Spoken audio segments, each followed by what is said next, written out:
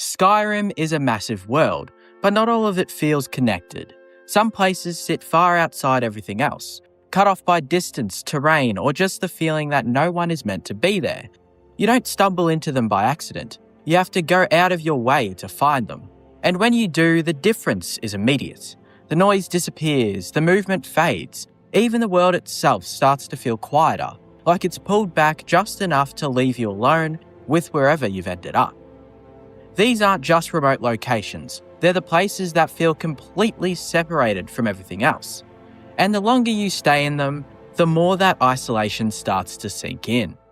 In the rugged north of Skyrim, between the snowy trails that connect Winterhold and Windhelm, there lies a place so unremarkable that many players walk past it without even realizing it exists.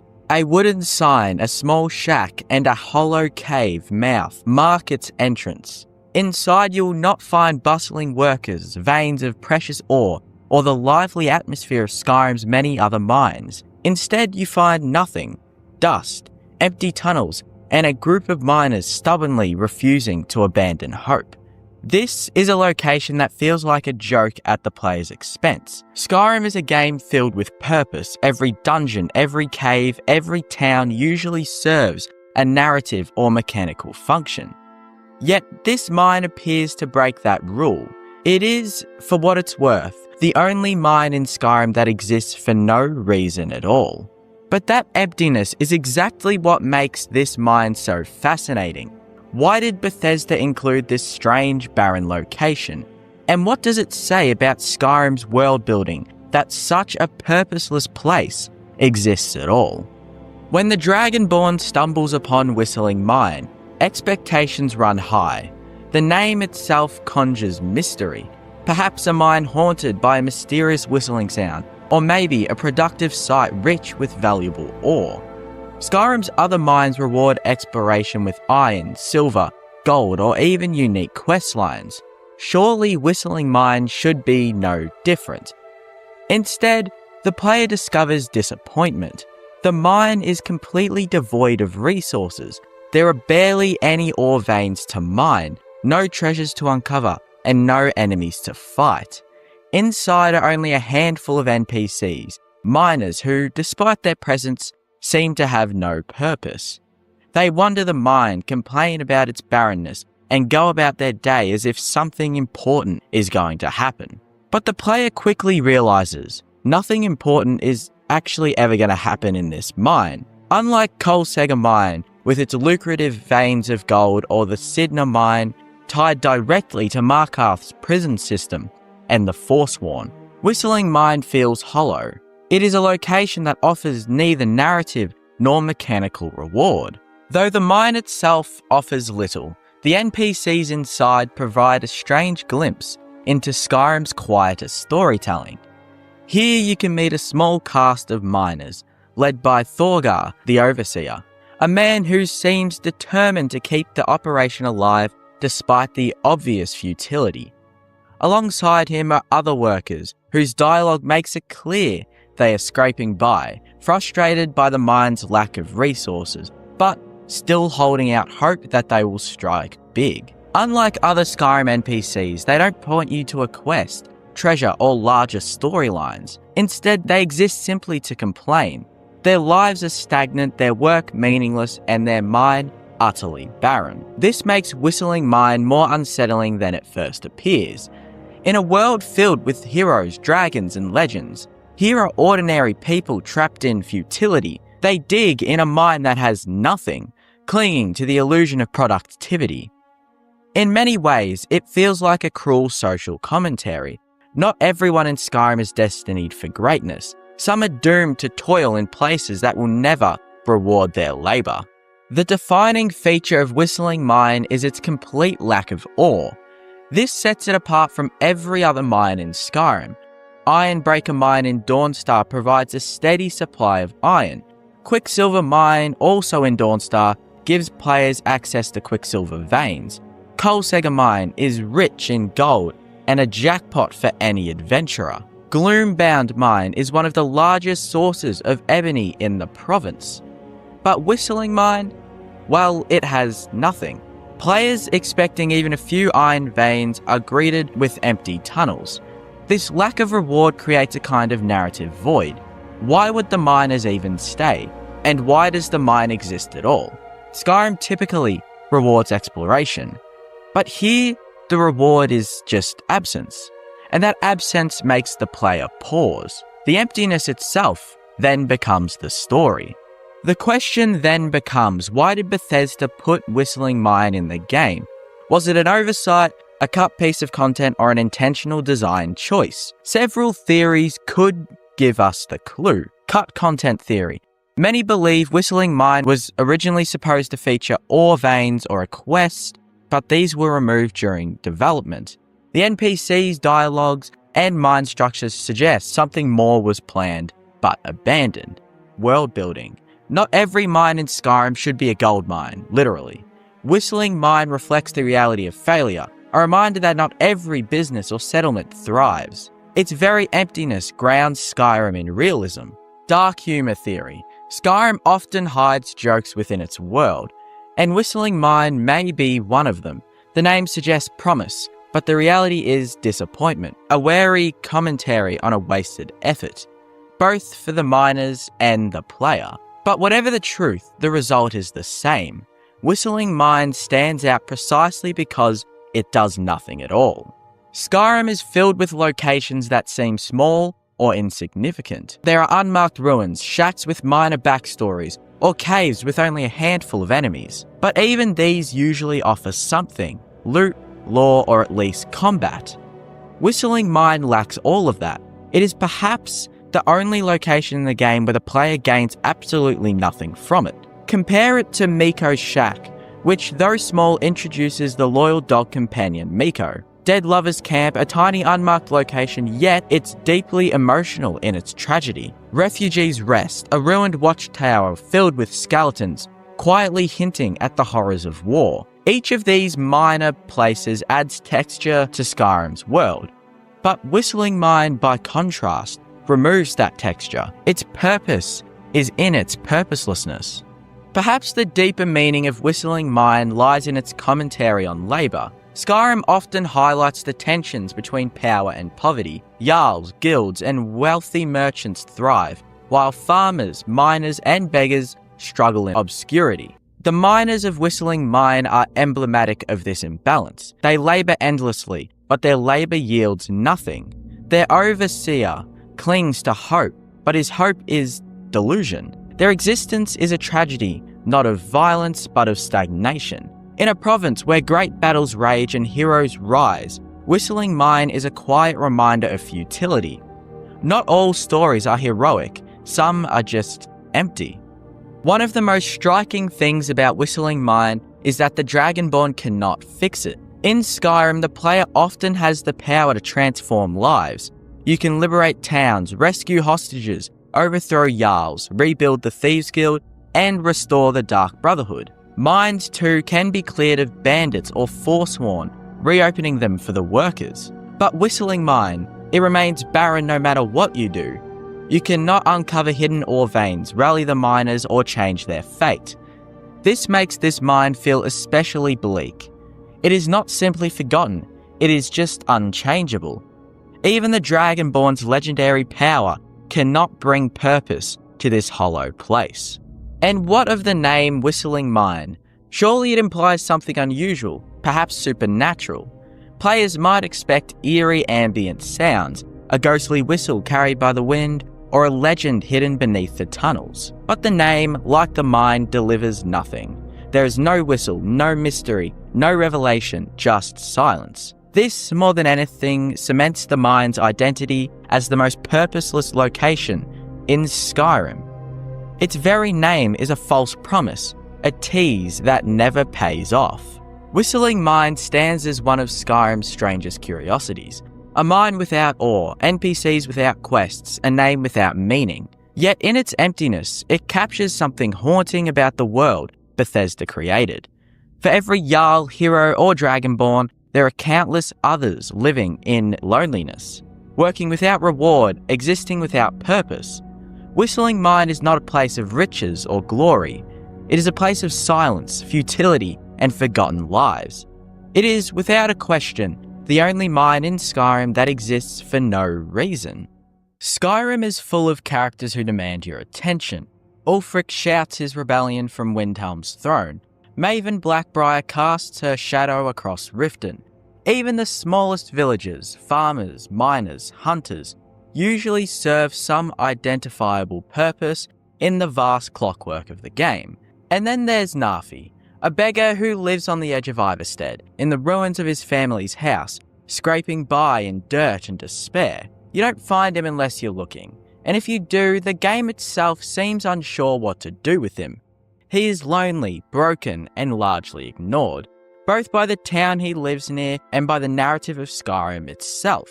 Narfi is not just a side character, he's a wound in the world building, an NPC so isolated, so forgotten, that his very presence feels like a mistake, and yet he lingers.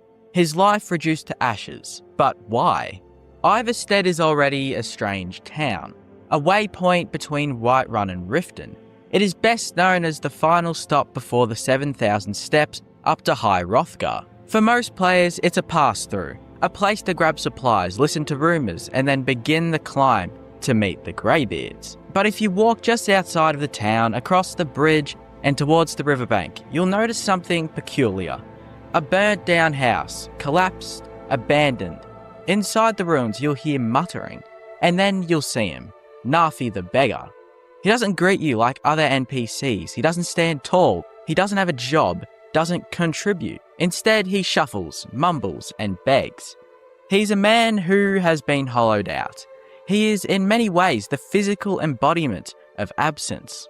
Narfi is not homeless by choice. His family's house burned down, leaving him destitute. His sister, Rhaeda, went missing and never returned, leaving him both orphaned and alone. The trauma shattered him, and when you meet him in the game, he is already too far gone. The villagers of Ivarstead know him, they pity him, in the way one might pity a stray dog, but no one truly ever helps him. He is tolerated but not embraced. The innkeepers will sometimes mention his state. The townsfolk shake their head, but no one offers him food or shelter or companionship. Skyrim is a land filled with tragedy, but Narfi is unique because his tragedy is not tied to prophecy, war, or gods. It is simple, domestic, and all too human. The story of a man who lost everything and in turn was left behind. If you talk to Narfi, he will mumble about his missing sister, Rhaeda. This triggers a small miscellaneous quest, the straw that broke. You're asked to search for Rhaeda. Her fate is bleak. You find a necklace by the river suggesting that she drowned. You return to Narfi with the news and he thanks you in his sort of broken way. That's it. That's the quest. No reward, no consequence, no major branching path. Just the quiet resolution of a man whose world is already over. Compared to the sprawling quest lines of Skyrim, the Civil War, the Dark Brotherhood, the College of Winterhold, Narfi's quest feels almost like a whisper, but perhaps that's the point. It is not about changing the world, it is about changing one's understanding of his loss. Still, the question lingers. Why does Skyrim include this NPC at all? Most characters in Skyrim have a gameplay function. Shopkeepers sell goods, followers fight by your side, trainers teach skills. Even background NPCs serve to populate towns, flesh out culture, or connect to Radiant quests. But Narfi, he offers nothing. He cannot be married, recruited, or trained. His quest yields no material benefit. He doesn't even move from the ruins of his house. He is frozen in place, a relic of sorrow, existing only to remind players of what cannot be fixed. In this sense, he feels purposeless, and that purposelessness is precisely what makes him so disturbing. He's not just an NPC, he is a monument to futility. If you've joined the Dark Brotherhood, you encounter Narfi again, this time as a target. Astrid assigns you to kill Narfi. No justification, no backstory, no explanation. He is simply just marked for death. This transforms Narfi from a forgotten beggar into one of Skyrim's most unsettling moral dilemmas. Do you kill a broken man already destroyed by life simply because you were told to? When you approach him, he doesn't resist. He doesn't even seem to understand. He just wanders, starts running, muttering obliviously. Striking him down feels crueler than killing any bandit or soldier. But the game doesn't care. The Dark Brotherhood rewards you all the same. His death changes nothing. His absence barely even registers. It is as if the world of Skyrim, like the people of Ivarstead, have already forgotten him. Nafi's existence raises fascinating questions about Skyrim's design. Why include such a character? Why give him no real role, no meaningful quest, or no redemption? The answer may lie in contrast. Skyrim is full of chosen ones, heroes, villains, and gods. By comparison, Nafi is a reminder of the people who slip through the cracks. He embodies the theme of isolation, showing what happens to those who are too small, too powerless to be swept up in prophecy. His placement in Ivarstead is deliberate. Travellers pass through here on their way to High Hrothgar to seek enlightenment, to hear destiny call. Nafi sits just outside of that, close enough to be seen but far enough to be ignored. In a game about fate, Nafi has none. Perhaps the most haunting aspect of Nafi is not his backstory or his role in quests, but simply how alone he feels. When you speak to him, there are no background voices cheering, no bustling market sounds, no friends approaching, just the wind, the ruin of his house, and his muttering. The silence is louder than any dragon's roar. It communicates despair in a way combat never could. Players who stumble upon Nafi often leave unsettled. They remember him not because he was important, but because he was forgotten. Skyrim has its share of outcasts and broken souls. Not Beard in Kyne's Grove, the Madman in the Reach, even Cicero the Fool. But all of them have connections, to quests, to factions, to larger themes. Nafi has none. He's not a mad jester tied to prophecy. He's not a bandit hiding from the law. He is not a mage who dabbled too far.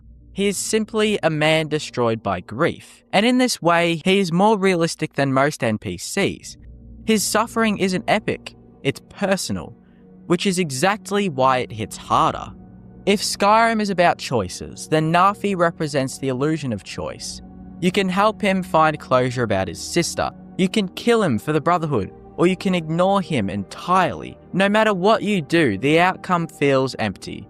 There's no celebration, no recognition, no reward. His life begins and ends in quiet misery. And maybe that's the message. Not every story in Skyrim is one of glory. Some are about loss, some are about despair, and some are about lives so small they slip through the cracks. Nafi represents the forgotten people of Tamriel, the ones who don't matter to history, but still exist in the margins. What lingers most about Nafi is not his dialogue or his quest, but the guilt he plants in other players. Do you kill him and feel like a monster? Do you leave him alive knowing he'll continue to suffer alone? Do you ignore him and pretend you never saw him? None of these options feel good, and maybe that's the genius of his design. Nafi is not there to serve you, he's there to remind you that some wounds never heal. Nafi is, without question, the most isolated NPC in Skyrim. He has no allies, no purpose, no impact on the world. His only legacy is the uncomfortable silence he leaves behind. In a game filled with heroes, villains, dragons, and gods, this beggar is the reminder of what lies outside the spotlight. He is the human cost of a harsh world. He is what happens when no one cares, and that perhaps is why players remember him. Not because he mattered, but because he didn't. When people think of Skyrim's Rift, their minds immediately go to Riften, the bustling city of thieves and corruption that dominates the region's identity. Or perhaps they think of Ivarstead, the humble village at the foot of the throat of the world, forever tied to the pilgrimage of the Greybeards, and even smaller places like Darkwater Crossing seem to have a similar presence. Their stories woven into the fabric of Skyrim's world, even though small. But there is one settlement in the Rift that sits far from those well-known paths. A mining village clinging to survival on the northern edge of the Rift. This place is the kind of place most players never truly notice. It exists in a liminal space, not large enough to be a proper town, not small enough to vanish entirely into obscurity. It lingers in the background, defined not by grandeur or tragedy, but by its sheer isolation. and it may very well be the most isolated town in all of Skyrim. Shaw's Stone sits in a lonely corner of the Rift, tucked away to the north, separated from Riften by hills and winding paths. It isn't located on any major road, nor is it a stop on the way to a grand quest. This geography matters. Skyrim is a game where roads often dictate narrative significance. Riverwood thrives because it sits directly on the road between Helgen and Whiterun. Ivarstead draws pilgrims because of its position on the 7,000 steps. Dawnstar rests on a major coastal route. Shaw's Stone, however, is not on the way to anywhere. It is an endpoint, a detour, a settlement hidden in the folds of the Rift's rugged terrain. This placement ensures its isolation, both physically in the world and psychologically in the minds of players. Even when you do arrive, it feels like you've stumbled upon something you weren't meant to find. A small collection of houses, a mine, a smelter, and a few wary faces, hardly enough to justify its place on the map. The very name Shaw's Stone speaks volumes about the village's identity. Shaw, the Nordic god of afterlife and warrior spirit, is revered as a central figure in Nord belief. To name a place after Shaw's Stone suggests deep relevance, as though this little town is tied to something holy or ancestral, and yet there is no shrine, no temple, no marker to explain this name. Unlike Kyne's Grove, where the name ties directly to Nordic myth, Shaw's Stone carries a title that feels weighty but ultimately hollow. This disconnect adds to the town's sense of isolation. It wears a name of grandeur, but in practice it's just another mining village. It feels as though it should mean more, but it really just doesn't. The beating heart of Shaw's Stone is Red Belly Mine, and here lies one of the strangest details about the town. The mine, which provides iron ore for the settlement, is also infested with frostbite spiders. When the Dragonborn arrives, this infestation looms as the central problem. The villagers, hardy Nords who should be able to handle such threats, are powerless, reduced to begging for help. For a player used to grand quests involving Daedric princes or dragons, the task of clearing spiders from a mine might feel trivial, but it is exactly this smallness that makes Shaw's Stone stand out. Its great crisis is not war, nor banditry, nor political intrigue. It is survival against pests that have overtaken their own source of livelihood. Once cleared, the mine returns to its monotonous cycle. Workers return, ore is smelted, and life continues. The Dragonborn leaves, and Shaw's Stone remains unchanged, its isolation still unbroken. Shaw's Stone is home to only a handful of NPCs, including the mine's overseer, Filjar, and his wife Oddfell, and a few other workers who just mumble during the day. These characters are not woven into Skyrim's grander narratives. They do not lead quests of consequence, nor do they tie into faction politics. They exist simply as miners. Their dialogue reflects this as well, revolving almost entirely around the mine, its dangers, and their humble work. They are not dreamers, adventurers, or schemers. They are static figures locked into lives defined by labour. This lack of depth makes them easy to overlook, but in their simplicity, they embody the forgotten working class of Skyrim. While the Jarls wage wars and the Dragonborn slays dragons, these miners toil in obscurity, unnoticed and unremarked upon. It is their isolation, not just geographically, but narratively as well, that makes them some of the loneliest characters in the game. Though Shaw's Stone appears disconnected from Skyrim's greater conflicts, it does brush up against the edges of the Civil War, like some of the other mining communities. The mine supplies ore to the surrounding region, which in turn fuels the production of weapons.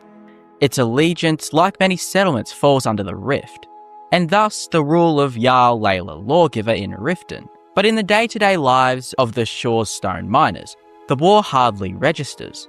This absence is telling. Other towns are defined by their relationship to the war. Dawnstar is torn between Stormcloak and Imperial sympathies, while Falkreath sits as a prize to be contested. Shaw's Stone, however, is too small to matter. The great tides of history flow around it, leaving the villagers to their own isolated struggles. It is a settlement so far removed from the political storm that it feels almost timeless. As I have said previously, Skyrim contains several mining villages, but few are as lonely as Shaw's Stone. Markarth, Whiterun and the Reach is a hotbed of conflict between the Silverbloods and the independent miners, with quests and tensions. Darkwater Crossing is small, but it is tied to the tragedy of Helgen, giving its miners a history and some sort of narrative weight. Stone Hills is bleak and empty, but at least it touches the Civil War with its imperial connections. Shaw's Stone, by comparison, has none of this. Its mine is not valuable enough to fight over, its villages are not remarkable enough to drive quests, and its location is not central enough to matter. It is the purest form of a forgotten town, existing for itself and for no one else. Part of what makes this place so isolated is its position within the Rift. The Rift is one of Skyrim's most distinctive holds, defined by golden forests, craggy cliffs, and the looming presence of Riften's corruption.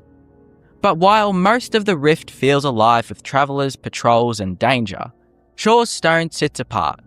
Its northern edge is quieter, the roads less travelled.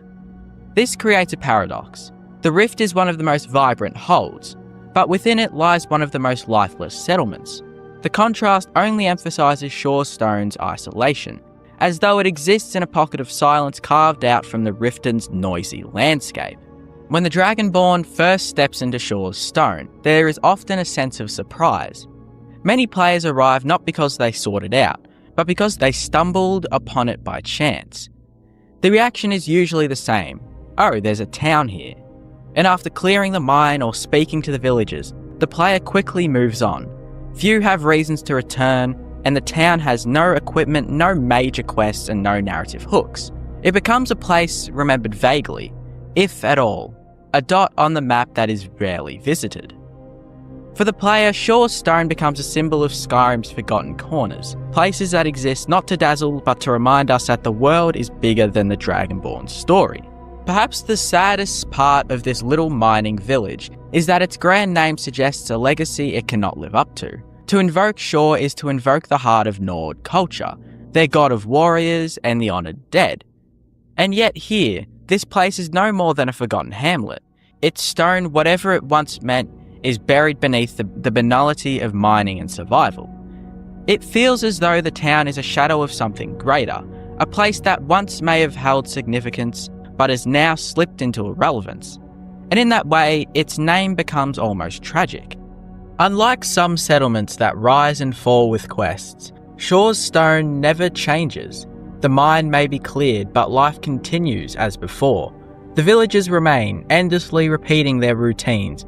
Nothing shifts, nothing grows, nothing collapses. This permanence creates a peculiar kind of loneliness. Other towns feel alive because they change. Riften can lose its Jarl. Falkreath can be fought over. Whiterun can be besieged. Shaw's Stone, however, exists outside of time. It is frozen in its isolation, forever the same small town and forever unnoticed. Shaw's Stone may not be haunted like Old Roldan, tragic like Darkwater Crossing, or corrupt like Riften. It may not hold ancient secrets or lost treasures, but in its simplicity, it becomes one of the most haunting places in Skyrim.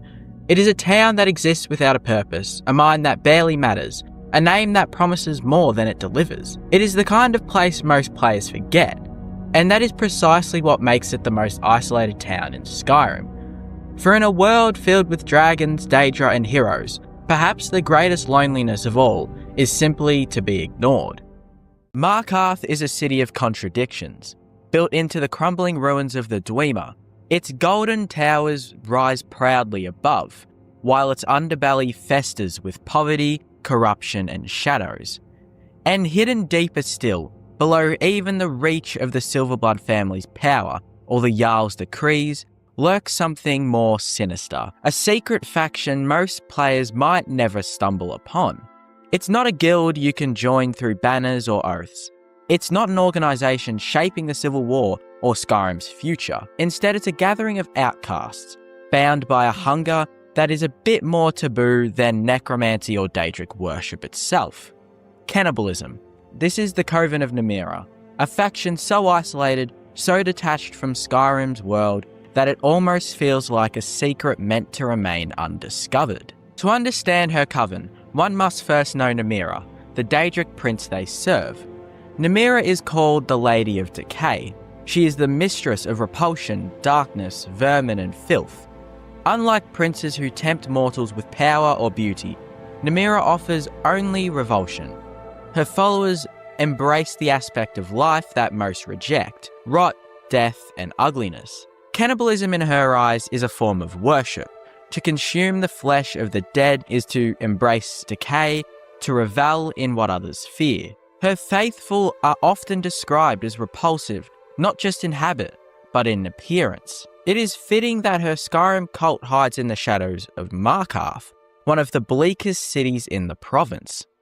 You never hear about Nymeria's coven openly. No citizen of Markarth will whisper about it. No guard will mention it. Instead, you stumble upon it almost by accident.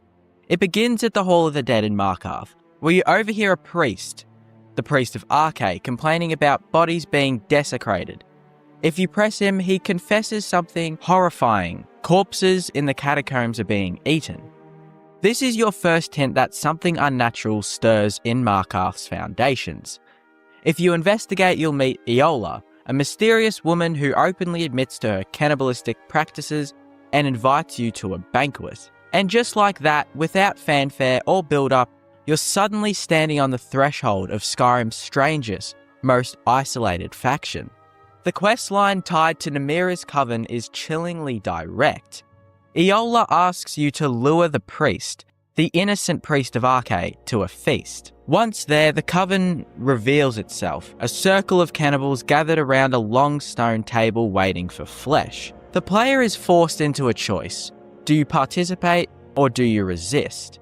If you indulge, you carve into the priest's body and eat with the coven, solidifying your place among them. For your loyalty, you're given Nymeria's ring, an artifact that increases health from feeding on corpses.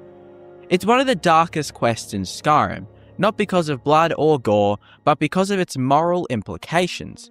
You are asked to betray trust, commit sacrilege, and engage in something profoundly taboo. And when it's over, the faction fades back into silence. The coven is made up of scattered, lonely individuals drawn together by their shared hunger. Each one feels out of place in Skyrim society, their true selves hidden until the feast. Iola, the recruiter, is perhaps the most vocal, cold, calculating, and strangely charismatic. She serves as the coven's mouthpiece. The priest, though not a member, becomes the symbol of their betrayal. His innocence highlights the depravity of what follows. Around the table you'll find other citizens who, outside this quest, blend seamlessly back into Skyrim's world. They aren't enemies, they aren't villains, they're people you might pass in a marketplace without knowing the darkness within them. This blending of the ordinary with the monstrous makes the coven unsettling. They don't live in caves or shrines, they literally walk among us. Unlike the Thieves' Guild in Riften or the Dark Brotherhood in Falkreath, Nymeria's coven really has no headquarters beyond a hidden chamber. They don't wield power in politics or war, they don't offer jobs, progression, or a hierarchy to climb. Their entire presence is tied to a single quest line, and once it ends, they disperse back into obscurity. This is why the coven feels so isolated. They exist entirely on the fringes of Skyrim's world, untouched by the grander conflicts. You can complete the quest, acquire the ring, and never hear from them again. No guard will mention the murders, no bard will sing of the feast. It's almost as though Bethesda wanted them forgotten. What makes Nymeria's cult feel even lonelier than the others is the nature of their worship. In Skyrim, Daedric worship is not uncommon. You'll find shrines to Azura and cults of Mehrunes Dagon. These princes are dangerous, but their followers often hold real influence. Nymeria, however, represents something so viral that even other Daedric cultists would recoil. Cannibalism is not a power fantasy, it's degradation. The rewards are meager, the Ring of Nymeria pales in comparison to artifacts like Azura's Star or Dawnbreaker. In gameplay terms, the faction is optional. Its rewards are underwhelming, its presence fleeting, its narrative terms, it is feared, hidden, and despised. Thus, Nymeria's coven is undoubtedly isolated, shunned by society and ignored by players. One of the strangest details about this faction is how little the world reacts. If you kill the priest, no one in Markarth mourns him. No new dialogue acknowledges his absence. The city carries on as if nothing happened, as if the priest disappearing is just an ordinary affair. Similarly, if you spare him and refuse to join, the coven simply retreats back into the shadows, their hunger unquenched but unpunished. Again, the city never speaks of it. This silence contributes to the sense that Namira's coven exists in a vacuum. Their feast is a dark secret buried beneath the stone city, unseen, unremarked, and unresolved. Contrast Namira's coven with the Dark Brotherhood, who also practice murder in secret. The Brotherhood has a sanctuary, a hierarchy, and a lengthy quest line. They leave marks on Skyrim's political landscape. The Coven, by comparison, feels skeletal. One quest, one banquet, and nothing more. No further involvement and no future. It's even less developed than the Bard's College, often mocked for being underwhelming, but at least the Bards have a hall, multiple NPCs who speak more than just a few words, and a small sequence of quests. Namira's faithful barely qualify as a faction at all. This raises the question, why even include them? The tragedy of Namira's coven is their isolation. Unlike warriors or thieves who find family in their guilds, Namira's followers have no friends beyond the feast. They don't live together, they don't build a community, they came together only to eat and then they scatter. Their faction is less of an organisation and more of a temporary congregation of lonely outcasts. This loneliness reflects Namira herself. She is a prince of decay, of isolation, of filth. To follow her is to be cast out, to walk among others while hiding your true self. For players, this makes the faction memorable in concept, but hollow in execution. You are left with unease and not belonging. So why does the Coven of Namira exist in Skyrim at all? It doesn't shape the main story, it doesn't expand into a faction questline, it doesn't leave lasting consequences. But perhaps that's the point. Namira's followers aren't supposed to feel powerful or relevant. They're supposed to feel repulsive, forgotten, hidden away in the cracks of civilization. Their very irrelevance is their identity. Theirs is not a story of glory, but of secrecy. Not a tale of triumph, but of shame. And in that way, the most isolated faction in Skyrim perfectly embodies the god they serve. No one remembers the feast you attended in the shadows. No one cares that a priest lies dead, consumed by his fellow citizens. But you remember the cold stone table, the sound of the knife, the faces of ordinary people revealed as monsters. You remember the ring, warm with power yet heavy with its guilt. And as you walk out into Skyrim's open air, you realise something chilling. The Coven of Namira still exists. They are still out there hiding in plain sight. And that makes them the most isolated faction in Skyrim. So forgotten, so irrelevant that perhaps they exist for no reason at all. And maybe that's what makes them so unforgettable. Skyrim is a province of loud locations. Black Reach glows beneath the earth. Sovereign Guard burns in golden myth. The throat of the world scrapes the sky. But some places whisper. This place is one of those. Tucked quietly in the mountains southeast of Helgen, this cave rarely appears in discussions about Skyrim's most mysterious or most dangerous locations. It isn't tied to a Daedric prince, it isn't part of the main quest. It doesn't contain a legendary artifact that players obsess over. And yet, it might be one of the strangest, most overlooked locations in the entire province. Because South Fringe Sanctum is not just a cave, it's a borderland refuge, a political statement, a forgotten experiment in coexistence. And almost nobody goes there. To understand why South Fringe Sanctum is so unexplored, you have to look at where it sits. It's near Helgen, a location players rush through in the opening hours of the game.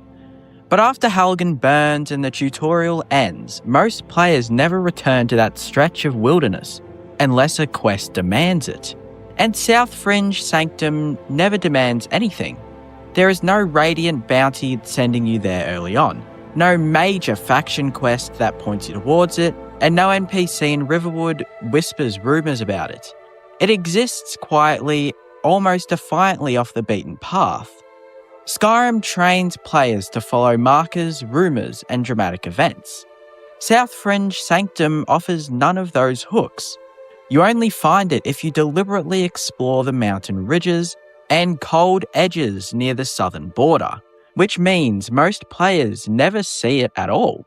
And that's exactly what makes it fascinating. When you finally enter this cave, you expect bandits, or Falmer, or vampires. Instead, you find something far stranger. The cave is occupied primarily by hostile mages, conjurers, alchemists, and refugees from the College of Winterhold. These are not typical enemy necromancers chanting in ritual circles. They are mages who have withdrawn from society. Some were expelled from the college, some left voluntarily, some simply don't belong anywhere else. South Fringe Sanctum is not a lair. It's a refuge, more like. Inside, you find makeshift living quarters, alchemy tables, and quiet signs of domestic life. There is an air of seclusion rather than aggression. The inhabitants are defensive, yes, but not inherently malicious. It feels less like a dungeon and more like a hidden community. And that subtle difference makes the cave feel alive in a way most Skyrim locations never attempt. Geographically, South Fringe Sanctum sits near the southern border of Skyrim, close to Cyrodiil. And that matters. Skyrim's civil war rages across the province. The Thalmor hunt Talos worshippers. The College of Winterhold is mistrusted by nearly every hold. Magic itself is viewed with suspicion. Now imagine being a mage during this time. Where do you go? Not to Whiterun, they distrust magic. Not to Windhelm, they distrust outsiders. Not to Markarth, they distrust everyone. So you go south. You go to the mountains. You go somewhere no one will look. South Fringe becomes symbolic of something larger. The quiet exile of knowledge. It's a physical manifestation of how Skyrim pushes its intellectuals and mages to the margins. The province is loud about warriors and gods, but it is suspicious of scholars. And so the scholars disappear into caves. What makes South Fringe Sanctum even stranger is its proximity to Helgen. Helgen is where everything begins. It's the birthplace of the Dragonborn's story. The execution block, Alduin's return, the moment the world changes forever. Players remember Helgen vividly. The burning towers, the collapsing walls, the dragon overhead. And yet, just a short distance into the southern mountains, sits this cave, untouched by spectacle, untouched by destiny. That's the paradox. You start your journey in this region, you escape through its forests, you follow Hadvar or Ralof through its caves, you look back at Helgen's smoking ruins, and then you leave. You never think to climb higher, you never think to search the ridges, you never suspect that just beyond the path of your escape lies a hidden enclave of displaced mages. It's almost poetic. The most dramatic opening in Skyrim happens within the sight of one of its most overlooked sanctuaries.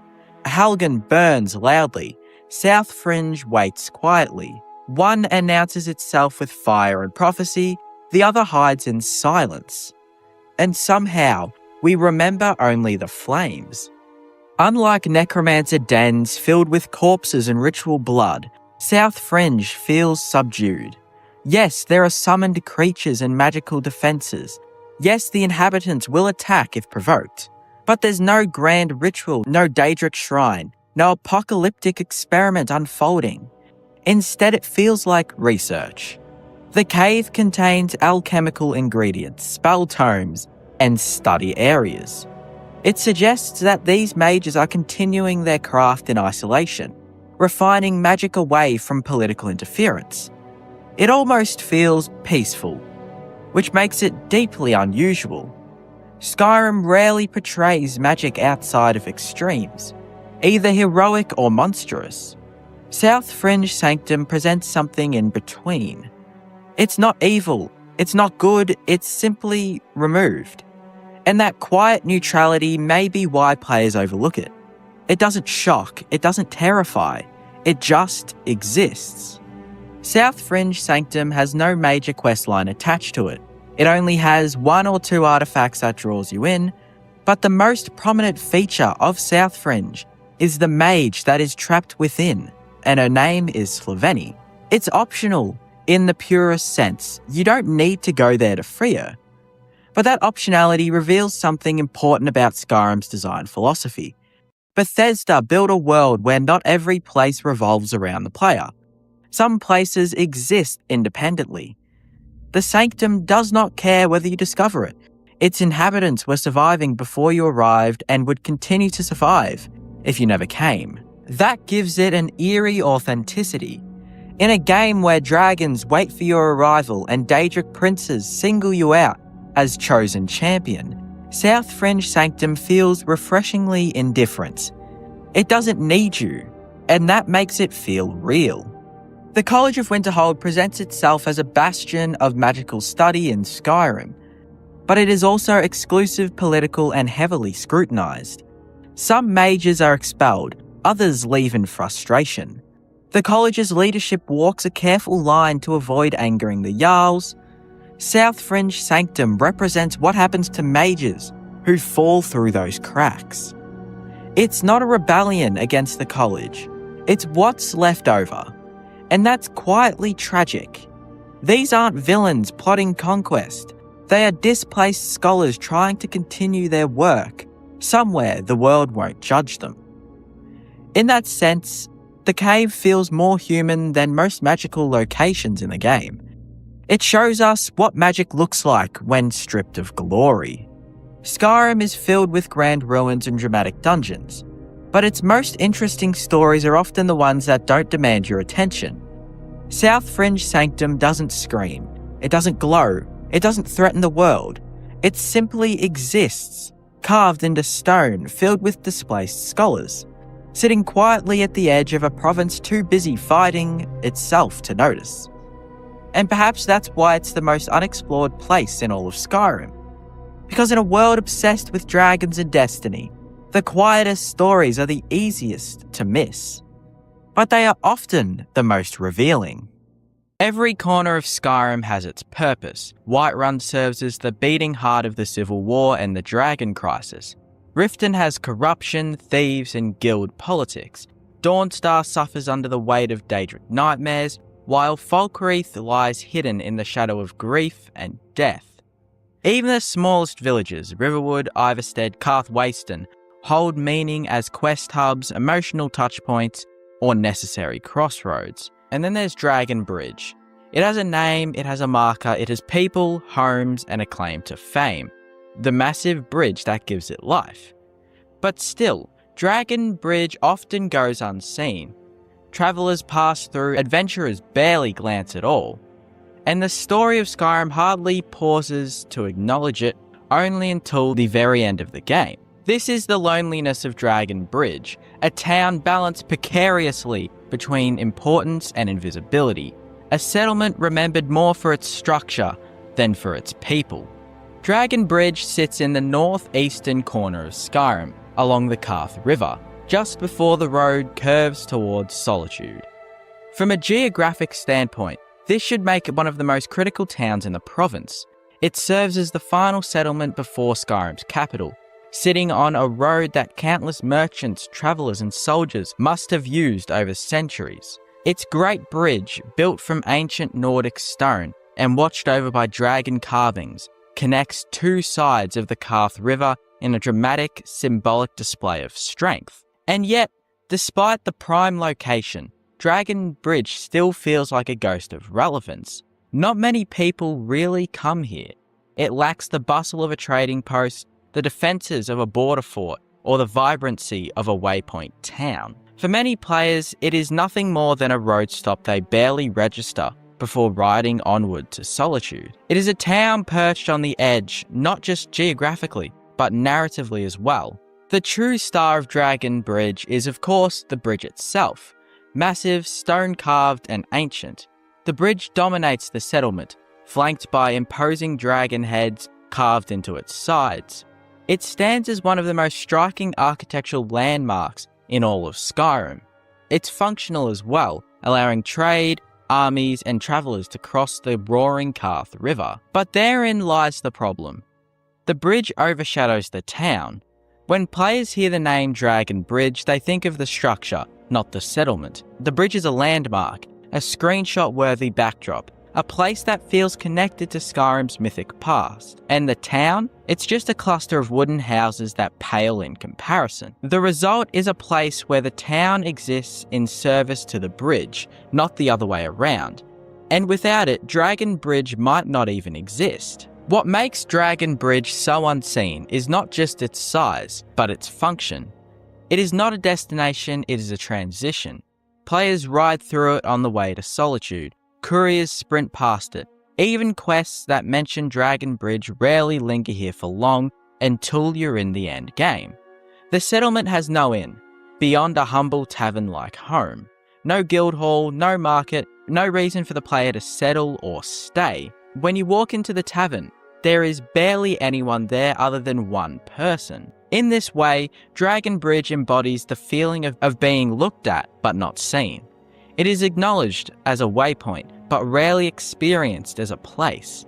Like a rest stop on a highway, it's there, it's real, but you move past it almost immediately. Dragon Bridge actually has quite a few residents. A lot of named NPCs live here, tending to their homes, raising families, and working the surrounding lands. There's the lumberman who keeps the sawmill running, and Fader who tends to her home and hearth. Yet these characters feel like shadows of themselves. They offer little dialogue and barely any quests, and they rarely tie into Skyrim's broader web of politics and myth. Compare this to Riverwood's blacksmith, who arms you for the journey, or Iverstead's townfolk, who beg you to climb the throat of the world. In Dragon Bridge, the people just exist, but they never truly speak. They are present, but unheard, mirroring the unseen nature of the town itself. One exception to Dragon Bridge's obscurity lies in the Penitus Oculatus outpost. This outpost, the Emperor's personal guard and intelligence service, establishes a small stronghold here. For a moment, this gives Dragon Bridge significance, especially if you join the Dark Brotherhood questline. The outpost becomes a target, a reminder of the Empire's reach and the shadows trying to destroy it. And yet, even this fleeting spotlight seems to fade somewhat quickly. Once the relevant quest is over, the outpost remains, but it holds no further purpose. The Penitus Oculatus stand watch in a town where no one visits, guarding against threats that never come. It is emblematic of Dragon Bridge itself, poised for importance but quickly abandoned by the narrative. Again, geographically, Dragon Bridge sits at a political crossroads. It lies near Solitude, the heart of the Imperial power in Skyrim, but it also rests close to the Reach, a territory long contested between Nords, Imperials, and the native Forsworn. Its location makes it a natural choke point, a settlement that should hold strategic significance in the Civil War, but once again, this potential remains unused. The Stormcloaks never seize it, the Imperials never fortify it, the Forsworn never attack it. It is a place of potential battles, but not of actual ones. A stage built for a play that never comes. What strikes many players the most about Dragon Bridge is its silence. Other small towns hum with some sort of life. Miners at work in Darkwater Crossing, dockhands moving cargo in Dawnstar, priests holding rituals in Kynesgrove. But Dragon Bridge often feels empty. Its residents are scattered, rarely seen outdoors, and the central road lacks bustle. This creates an atmosphere of quiet neglect. You ride in, the river is roaring below, the bridge looming overhead, and nothing really greets you. No guard, no market, no lively tavern really chatter. They just kind of hum in the night.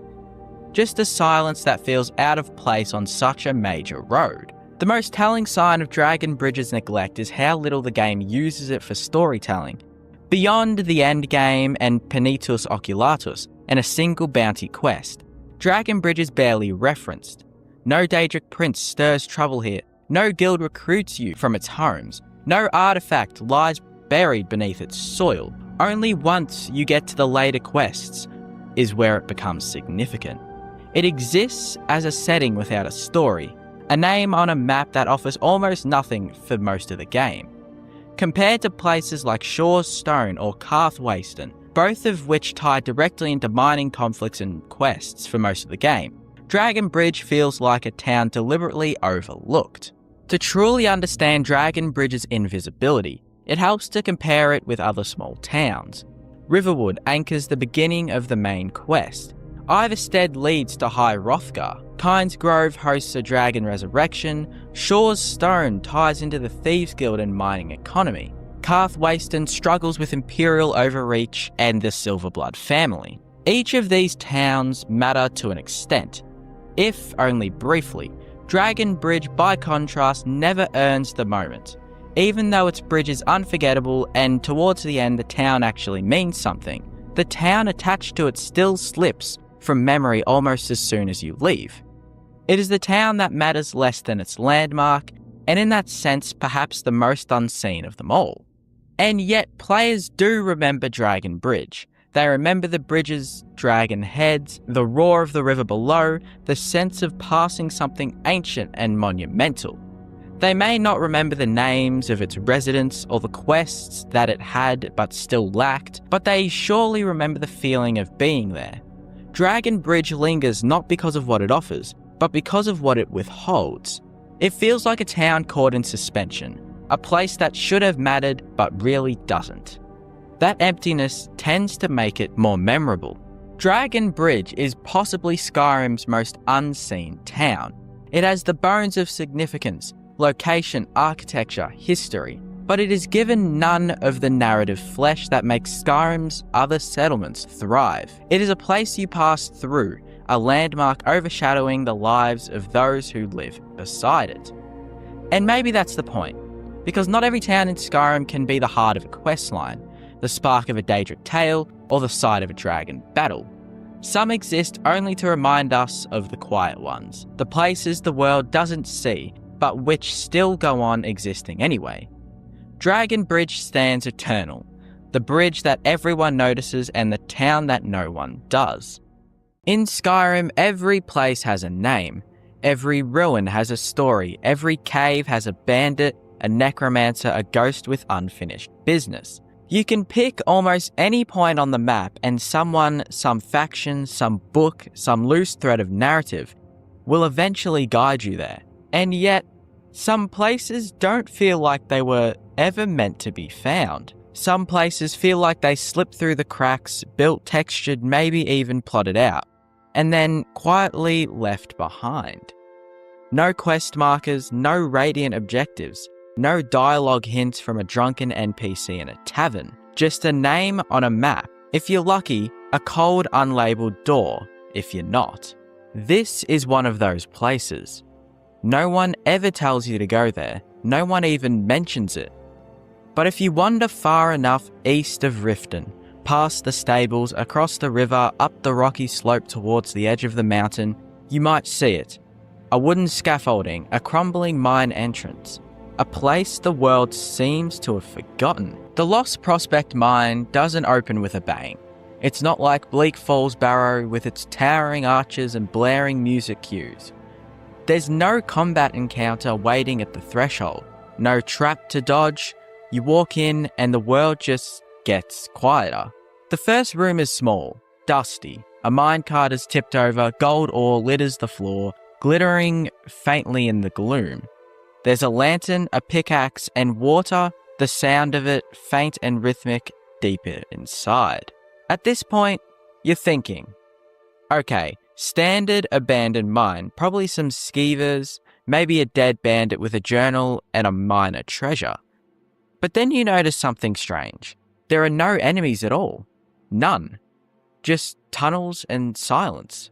As you move deeper, the mine widens. You reach a larger cavern, water running through it, and a series of ledges above you. There's a broken ladder, a few more carts, and you start to wonder what actually happened here. Why was it abandoned, and why did no one ever come back? And then, in a narrow side chamber, you find him.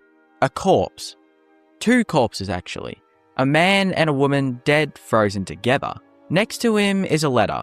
It's short, rambling. If you read it and realize this wasn't a mine that was closed by force. It wasn't overrun by spiders or something dark. It was closed because of obsession.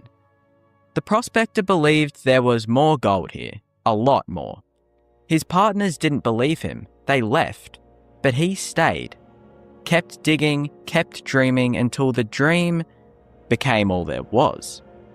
The note ends with something like, "I'm close, I can feel it." And then he died right there. A pickaxe on the floor, a lantern running out of oil, and nothing else to say for him. There's no boss at the end of Lost Prospect Mine. No chest full of rare loot. No artifact waiting on a pedestal. If you climb the ledges above and navigate the broken scaffolds and explore every inch, you'll find a few extra gold veins. But that's it. Just some ore. Which in a game like Skyrim feels strange. Wrong, even. You've been trained to expect more. Big reveal, big reward, big battle. But the Lost Prospect Mine doesn't care about any of that. It gives you a name, a dead man, and a story you have to finish in your own head. And then it gives you nothing else, because that's what obsession leaves behind. Skyrim is loud, in most of the right ways. Dragons scream through the clouds, swords clash, lightning crackles from your fingertips. But every now and then, the game gets quiet. Not just visually, but thematically and emotionally. The Lost Prospect Mine is one of those places. You don't come here for gold, you come here to remember what ambition sounds like after it's burnt out. This mine didn't collapse in a battle. It didn't get swallowed by the war. It wasn't cursed or haunted or corrupted. It was simply forgotten. Like a dream you thought was real until you wake up and realize no one else had it but you. And that maybe is why this place matters so much. Because it doesn't matter. Because someone once believed it did. Skyrim is a game that usually over-explains. It gives you journals, dialogue trees, exposition dumps, quest markers, flashing arrows, and redundant monologues from people who really want to tell you about their missing sword. But this mine doesn't really explain anything. You have to connect to the dots. The prospector's note, the layout of the mine, the empty scaffolding, the fact that by the time you reach the deepest point in the cave, the gold is there, but the person who needed to see it never made it. And he was right, there was more gold, but that doesn't matter because he's dead now. And no one else cared enough to come back, not even to bury him. There's a type of location in Skyrim I've started thinking of as a pre-quest. These are places that feel like they were meant to have something tied to them. A Daedric artifact, a moral dilemma, a branching story about trust and betrayal. But for some reason, the part never got written. This location in Skyrim, the Lost Prospect Mine, feels like a pre-quest. You could build a whole story out of it. Maybe the prospector was cursed. Maybe the mine was a front for something darker. Maybe there's more gold, but every time someone comes for it, they vanish. But the game doesn't do that. It leaves the door open. And that's rarer than you think in a game like Skyrim. If you were to draw a map of Skyrim, not just the geography, but the psychology of its places, the Lost Prospect Mine would be a little dot at the edge of ambition. It's about what happens when you believe in something no one else does. It's about digging and digging and digging and never hitting bedrock. It's about thinking that if you just go a little further, if you just try a little harder, you'll eventually get the reward you were promised. And it's about how that promise can kill you. And it's about how the world might never even notice you're gone. Because the mine is so tucked away, so out of the public's eye that no one will ever think to go there other than prospectors. There are players who will never enter the Lost Prospect Mine. They'll walk past it, ride past it, maybe even glance at it while chasing something bigger. And that's okay. because the game doesn't ask you to go there. But that's what makes it feel real, because the world is full of forgotten places. Houses with the lights off, offices with dust on desks, buildings with no footprints in the snow. Not every location gets a headline. Not every place gets a purpose. Some places exist simply because someone once needed them to, and then stopped. In most of Skyrim, gold means something, right? It's currency, it's value, it's the reward. But in the mine, gold is something else. It's the object of fixation, the illusion of purpose, the thing that a man clung to while the rest of the world moved on. And in that context, the gold in the mine isn't a treasure, it's a tombstone. You can mine it if you want, you can even sell it. But part of you knows this wasn't meant for you at all. It was meant for someone who never got to hold it. The Lost Prospect mine doesn't change. It doesn't scale with your level, it doesn't respawn, it doesn't evolve. It doesn't care if you're level 5 or level 50. You walk in, you see the story, and you walk out. It waits for you, but it doesn't need you. And when you leave, I bet it doesn't miss you either. Which makes it feel more real than half the quest hubs in the game. It's a scar and not a wound. Not everything in Skyrim is meant to be remembered. Some stories don't echo through the taverns, some places don't get marked on your map. Some people live and die between the lines of dialogue, between the cracks in the cave walls, between the Radiant events and the dragon fights. The Lost Prospect Mine is one of those places. And maybe that's why I keep thinking about it, because I forgot it once as well. But now, I can't. In Skyrim, danger is usually loud. Dragons scream across the sky, bandits shout as they draw blades, magic crackles in the hands of those who defy the Nine. But not all danger announces itself. Some of Skyrim's most haunting places aren't in crypts or Daedric shrines. They're the quiet places, locations that don't offer gold or quests, places the game barely acknowledges. Places like Unger's Mill and Heartwood Mill, two isolated lumber mills, two quiet homes, one defined by loneliness, the other by grief. But neither one of them gets closure. But they're both pretty easy to miss, unless you stop, and unless you listen. Unger's Mill lies along the river, just east of Windhelm. There's almost no drama, it's just a dock, a house, and a water wheel, and a woman named Aerie. She and the two others working here are the sole residents, and Aerie is the one running the mill. She has no spouse, all her family have died, no guards, just her dog and the sound of wood being chopped. She speaks with a kind of quiet practicality.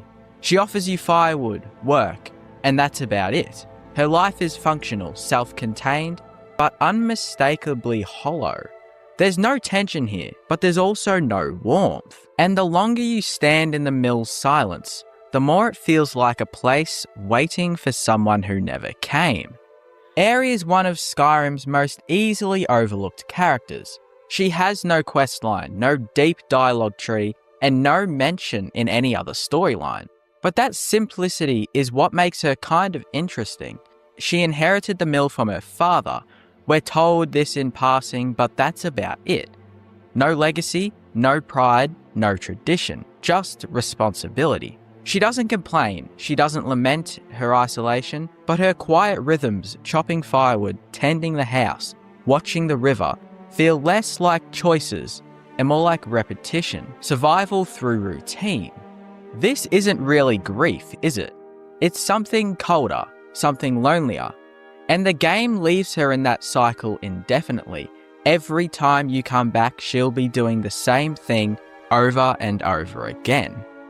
Across the map west of Riften, you find Heartwood Mill, resting on the southern shore of Lake Onrich. The layout is nearly identical to Unger's Mill, a house, a mill, and an NPC. But this one, Grosta, doesn't live in silence. She's angry because her husband left months ago and never returned. And unlike Aerie, Grosta actually talks about it. She believes he's dead, and she's bitter that he left them alone with the work, her and her son. And she says it plainly, "If you see my husband, tell him to get his sorry carcass home." But if you've already been to Trevor's Watch, a nearby fortress overrun by bandits, you end up knowing the truth. Grosta's husband is dead, face down in the mud. Eventually, after you finish the quest Fight or Flight, you can eventually tell Grosta that her husband has seemingly died. And when you tell her, she gets mixed feelings of sadness and relief. On opposite sides of Skyrim, two mills turn in silence. In one, Aerie works somewhat alone, bound by inheritance and isolation. In the other, Grosta lives with open grief, abandoned by a man whose fate she will never learn until you come around. These aren't loud stories. There's no quest markers, no rewards, just a feeling that someone once planned to say more but never did. Or maybe that someone knew saying less would leave the deepest impression. Because Skyrim rarely punishes players for not paying attention, but it rewards those who do. It's tempting to see these stories as unfinished content, cut quests, missing dialogue, lost design notes.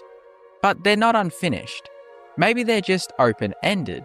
Grosta only finds out about her husband until you, the player, come around and do the quest. Aerie never leaves her mill. You can't change their outcomes. And that's what makes these places feel so human. In the real world, grief doesn't always come with answers. And loneliness doesn't always end in romance. Sometimes the world just goes on, and the world doesn't stop for it.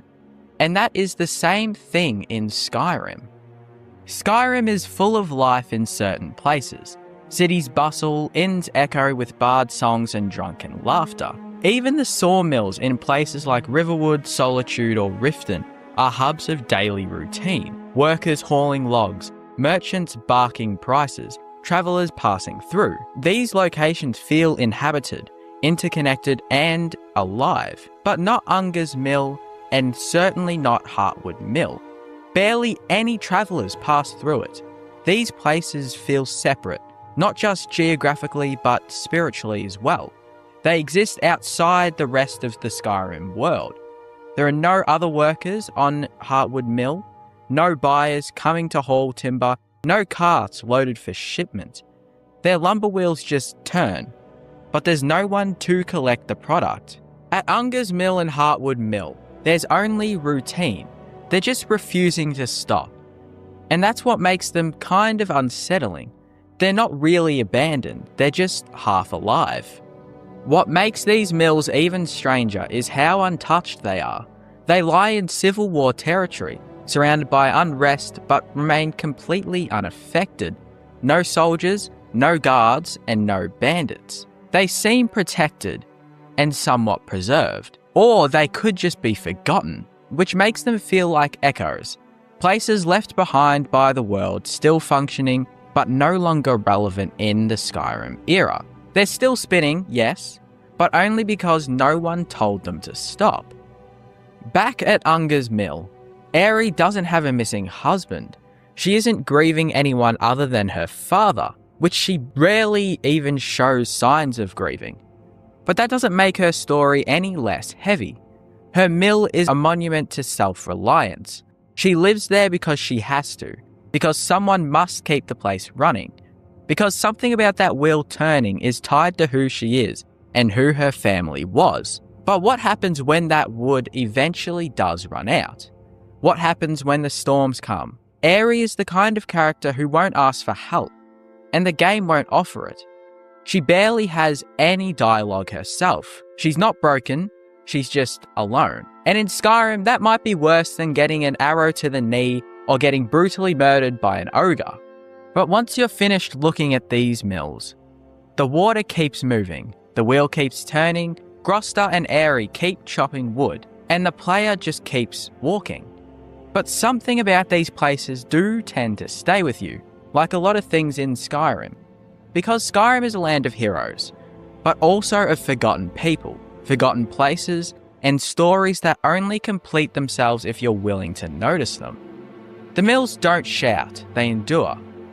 And that somehow makes them the most haunting locations of all.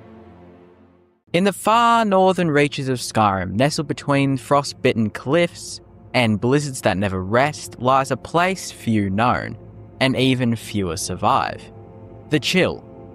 To most, it's not even a location. They've never heard of it, never seen it on the map, and certainly never dared to stumble into it by chance. It doesn't announce itself, nor does it offer the illusion of justice and fairness. Instead, it whispers a warning in the howling wind. This is where Winterhold sends those they wish forgotten. And within its glacial prison walls lies the skeletal remains of prisoners long dead. Silent, frozen figures who raise more questions than answers. The Chill is unlike any other prison in Skyrim. It is the only hold facility not managed by jailers or city guards, but by conjured frost atronics. Elemental beings of ice who offer no sympathy, no nourishment, and no reprieve. And in the farthest corners of this glacial cave, you find them. Locked cages, bedrolls iced over with time, and the bones of those who never left. But who are they? Why are they left to die? And what does this unassuming location tell us about Winterhold, the college, and the darker undercurrents of Skyrim's justice system? The Chill is not labelled on any map and cannot be found through exploration alone. In fact, the only way most players discover it is through an arrest in the hold of Winterhold, one of the least populated and most isolated regions in Skyrim. When you choose imprisonment over a fine in this hold, instead of waking up in a city cell, you awaken in a cave. The walls are slick with frost, the air is heavy with silence, the cells are small, metallic cages with adept-level locks. 3 of them line the cave's walls. Each cage contains a bedroll, some bones, and all emit a chilling aura of neglect. But unlike other jails in Skyrim, there is no exit mechanism, no waiting guard to release you after time has passed. This is a place where you are meant to escape or die in. But what truly sets the Chill apart is what you find when you look closely at the details. 2 of the cages contain human remains. There are no journals, no named markers, no dialogue triggers to identify them. The game offers no quest or backstory. It gives you only the image of these bones, curled up on bedrolls sealed behind iron bars. The implication is bleak. These were real prisoners, once alive, who died from exposure, starvation, or perhaps even at the hands of the frost trolls themselves. One cannot help but wonder, why are they so forgotten? Were they simply low-level criminals the Jarl wished to dispose of? Were they mages cast out of the College of Winterhold for breaking rules that went too far? Or were they political prisoners? People whose continued existence threatened the fragile order of a crumbling hold. There is one possibility that adds a particularly tragic angle. The college has a dark history. Members involved in necromancy, Daedric worship, and magical incidents have vanished with little explanation. These skeletal remains may be proof of those stories, evidence that the college doesn't exile its most dangerous members to the wilds, but locks them away in the Chill, where their mistakes can be quietly erased. While every other hold in Skyrim uses guards and jailers to maintain order, Winterhold relies on the frost trolls, summoned ice elementals. This is more than a mere aesthetic choice. It's emblematic of how Winterhold views its prisoners, not as citizens who've broken the law, but as expendables. People unworthy of even basic human dignity. These frost atronarchs don't feed, speak, or care. They won't hesitate to kill a prisoner attempting to escape. And their cold, mindless efficiency makes them the perfect tools for silent execution. If a prisoner were to die of starvation or illness, no guard would know. No reports would be filed, no one would ever visit the Chill to retrieve their body. This system absolves any human of moral responsibility. It allows the authorities of Winterhold, whether the Jarl or the college, to maintain plausible deniability. The Chill operates like a machine, and the Frost Atronarchs are its gears. Players have speculated wildly over the years about who the skeletons in the chill may have been. Some theorists suggest that they could be remnants of the Great Collapse, the mysterious cataclysm that destroyed much of Winterhold and left the city in ruins. Perhaps in the chaos, the Jarl's court turned to the cruel punishments to maintain control.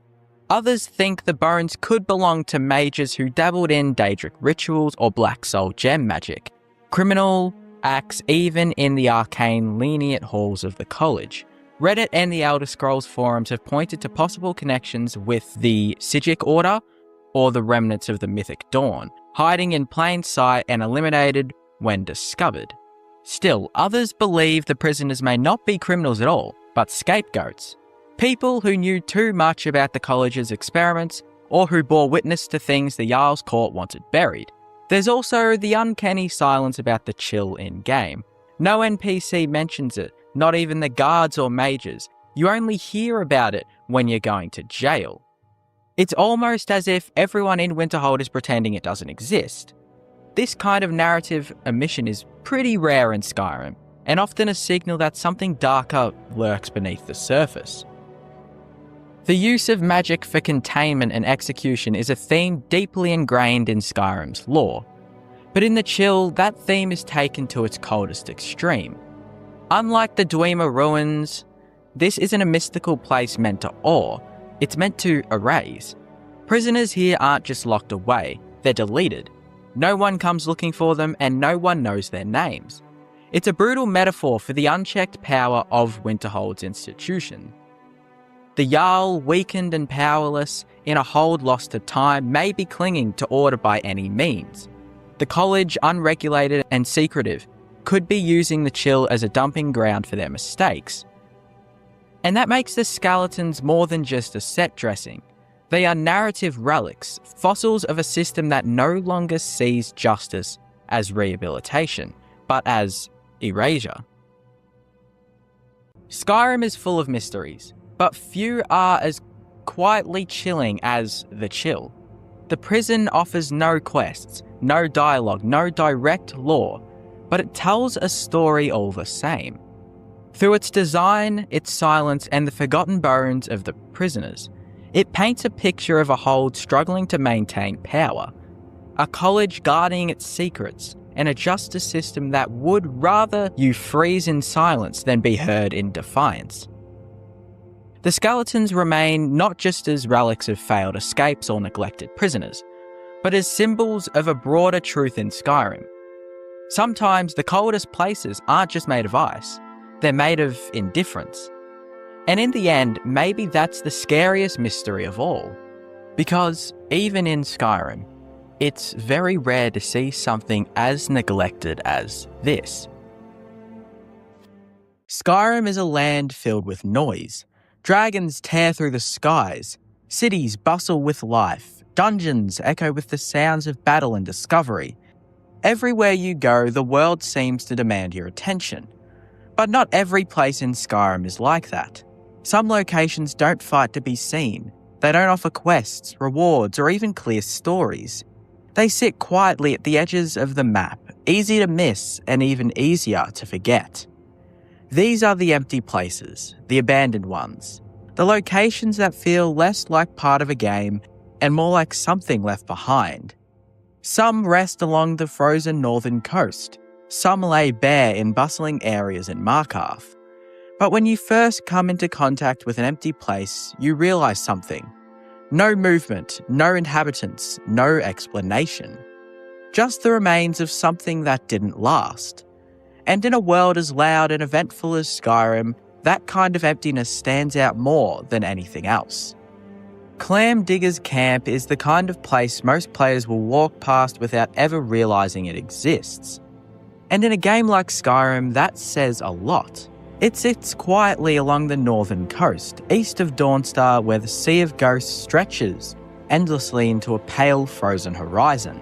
There are no dramatic ruins here, no towering Nordic structures carved into the mountains, no glowing markers pulling you in with the promise of something important. Just a small, weathered camp pressed against the shoreline, exposed to the wind, the cold, and the constant sound of waves breaking against ice. At first glance, it barely feels like a location at all. A few bedrolls, a cooking spit, scattered tools, and the faint suggestion that someone once tried to live here. But that's all it is, a suggestion. There are no active inhabitants, no quests to guide you, no narrative thread to follow. It exists in a strange liminal space between presence and absence, where everything points to human activity, but nothing remains to confirm it. And that emptiness is what makes it so interesting, because Clam Digger's camp isn't just abandoned, it feels forgotten. Not in the dramatic, tragic way that Skyrim often presents its ruins, with skeletons posed mid-story, or journals spelling out exactly what went wrong, but in a quieter, more unsettling way. There's no clear explanation for why it was left behind. No signs of struggle, no obvious danger, no final moment preserved in time.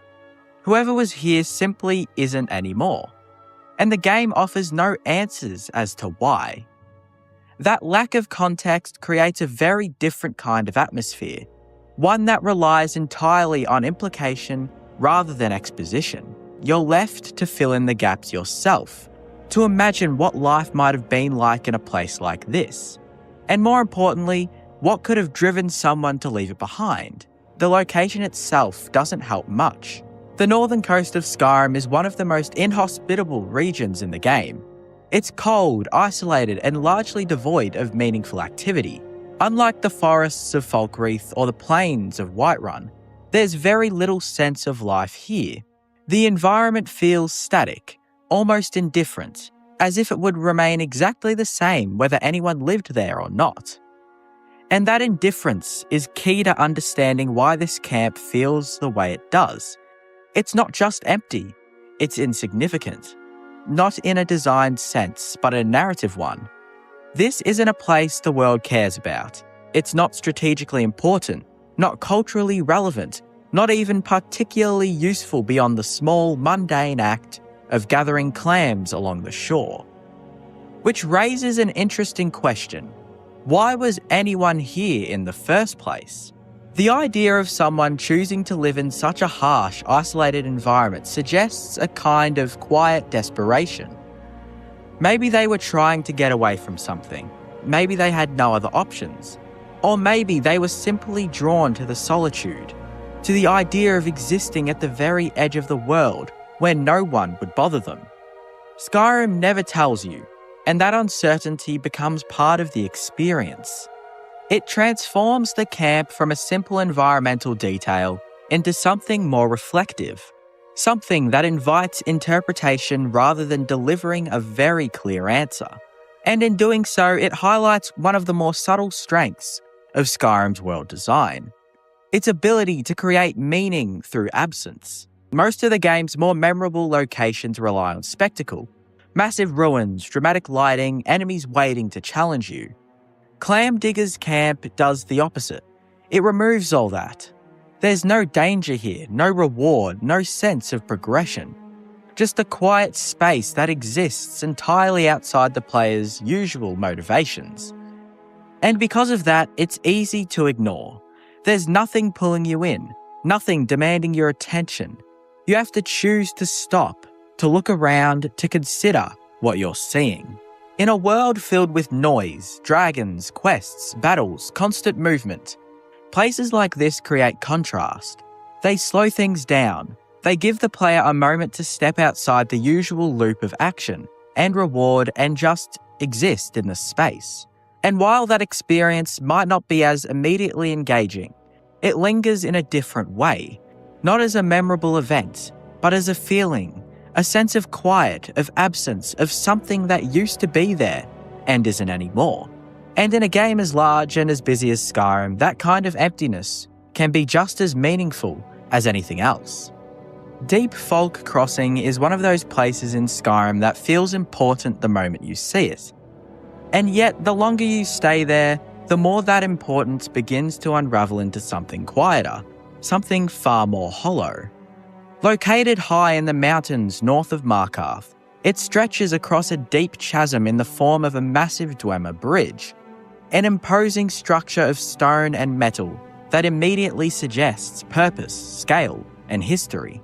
From a distance, it looks like a landmark, the kind of place that should lead somewhere or guard something, or at the very least tell a story worth hearing. But when you finally arrive, when you step onto the bridge itself and take in your surroundings, what you're met with is not discovery, but absence. There are no bustling ruins here, no hidden city beneath it, no sprawling dungeon waiting to be explored. Just the bridge suspended over nothing, connecting one quiet stretch of mountain to another. And that's what makes Deep Folk Crossing so strangely compelling. It feels like a piece of something much larger. But whatever it once connected to is gone, leaving behind only this isolated fragment. The Dwemer, known for their advanced architecture and sprawling underground cities, built structures with clear intent. Their ruins are usually dense, complex, and filled with purpose. But this bridge stands apart from that pattern. It doesn't lead into a ruin. It doesn't act as an entrance or a gateway. It simply exists, elevated and exposed, as if it was once part of a system that has long since disappeared. And that creates a unique kind of emptiness. Not the emptiness of a place that was abandoned in a hurry, but the emptiness of something that has outlived its own function. There's a difference between a location that feels unfinished and one that feels forgotten. And Deep Folk Crossing sits firmly in the latter category. It doesn't feel like it was meant to be more and never became it. It feels like it was once part of something meaningful, something complete, and over time that context eroded until only this single structure remained. The environment around it reinforces that feeling. The mountains are quiet, the air still, the sounds coming from the wind and the distant wildlife that barely interacts with the space. There are no NPCs living there, no signs of recent activity, no evidence that anyone has tried to reclaim or repurpose the structure.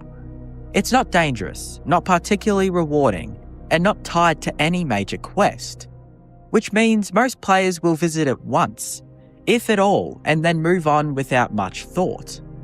But if you stop and look at it, really look at it, the bridge starts to feel less like a location and more like a question. Why is it here? What did it connect to? Why build something so large in such an isolated place when you can just go around? Skyrim never answers these questions, and that silence becomes part of the experience. It forces you to confront the idea that not every piece of the world is meant to be understood, that some places exist purely as remnants of a past that can no longer be fully reconstructed. And that idea ties into something larger about the Dwemer themselves. They are one of the most mysterious civilizations in the Elder Scrolls universe, known as much for their sudden disappearance as for their technological achievements. Their ruins are scattered across Skyrim, each one hinting at a culture that was both advanced and deeply enigmatic. But most of those ruins still function, in a way. They still have mechanisms, enemies, systems that give them a sense of presence. Deep Folk Crossing doesn't have any of that. It's static, silent, completely removed from the systems that define other Dwemer locations. And because of that, it feels closer to a monument than a ruin. Not something to explore, but something to observe. A structure that has lost its context, but retained its form. And that creates a different kind of atmosphere, one that leans heavily into isolation. Standing on the bridge, surrounded by open sky and distant mountains, you're not thinking about combat or loot or progression. You're thinking about scale, about time, about the idea that something so massive could be reduced to something so empty. It's a reminder that Skyrim's world isn't just built around the player's journey. It's built on layers of history, many of which are incomplete, fragmented, or entirely missing. Deep Folk Crossing embodies that fragmentation in a way few other locations do. It's not just that it's empty, it's that its emptiness feels intentional, as if the game is deliberately presenting you with a piece of a puzzle that you'll never be able to solve. Kenstag Ruins are part of the unique places in Skyrim that feels less like a location and more like a fleeting memory, something you're not even meant to fully experience, only briefly witness before it disappears again. Situated east of Morthal in the fog-covered marshes of Yarmarch, the ruins themselves are already easy to miss. The region is flat, desolate, and choked with mist, the kind of environment where visibility is low and landmarks blur into one another. It's not a place players tend to explore thoroughly, and even when they do, Kenstag ruins don't immediately stand out. At first glance, it's just another set of crumbling Nordic stones, partially collapsed and swallowed by the surrounding swamp. There are no enemies waiting to ambush you, no obvious loot that draws you in, no quest marker pointing you towards its significance. It feels empty in the most literal sense. But what makes Kenstag Ruins truly unique and deeply unsettling is that its emptiness isn't consistent, and it changes. Under the right conditions at night, obscured by the ever-present fog, the ruins reveal something that feels almost like it shouldn't be there at all. A group of ghostly figures locked in an eternal silent standoff, both frozen in place as if time itself has been interrupted. There's no movement, no dialogue, no interaction. Just a moment suspended in stillness. And then, just as suddenly as they appear, they're gone. No explanation, no follow-up, no way to engage with what you just saw. The ruins return to their original state, empty, quiet, and seemingly insignificant. This is what sets these ruins apart from almost every other location in Skyrim. It doesn't just lack content, it withholds it. It gives you a glimpse of something meaningful, and then immediately takes it away, leaving you with more questions than answers. Most locations in the game are built around permanence. Enemies respawn, loot resets, environments remain largely unchanged. Kenstag Ruins breaks that pattern by introducing something temporary, something that exists outside the normal rules of the game world. And because of that, it feels less like a designed encounter and more like an anomaly. Something you weren't supposed to see, or at the very least, something that doesn't want to be understood. The figure themselves only deepen that sense of mystery. The ghost you see that leads you to a tomb where bandits are trying to rob is almost contradicting of the whole place entirely. It shows that even in the most abandoned places, the worries of life can still be seen, which makes this ruin even more haunting to this day. But the game never explains who they are, what their story is, or why this moment is being played here, in this forgotten corner of the map. There are no journals, no environmental clues other than the tomb that is being raided. It's just the image itself, stark and silent. It's a form of storytelling that relies entirely on implication, asking the player to interpret meaning from a single, unchanging scene.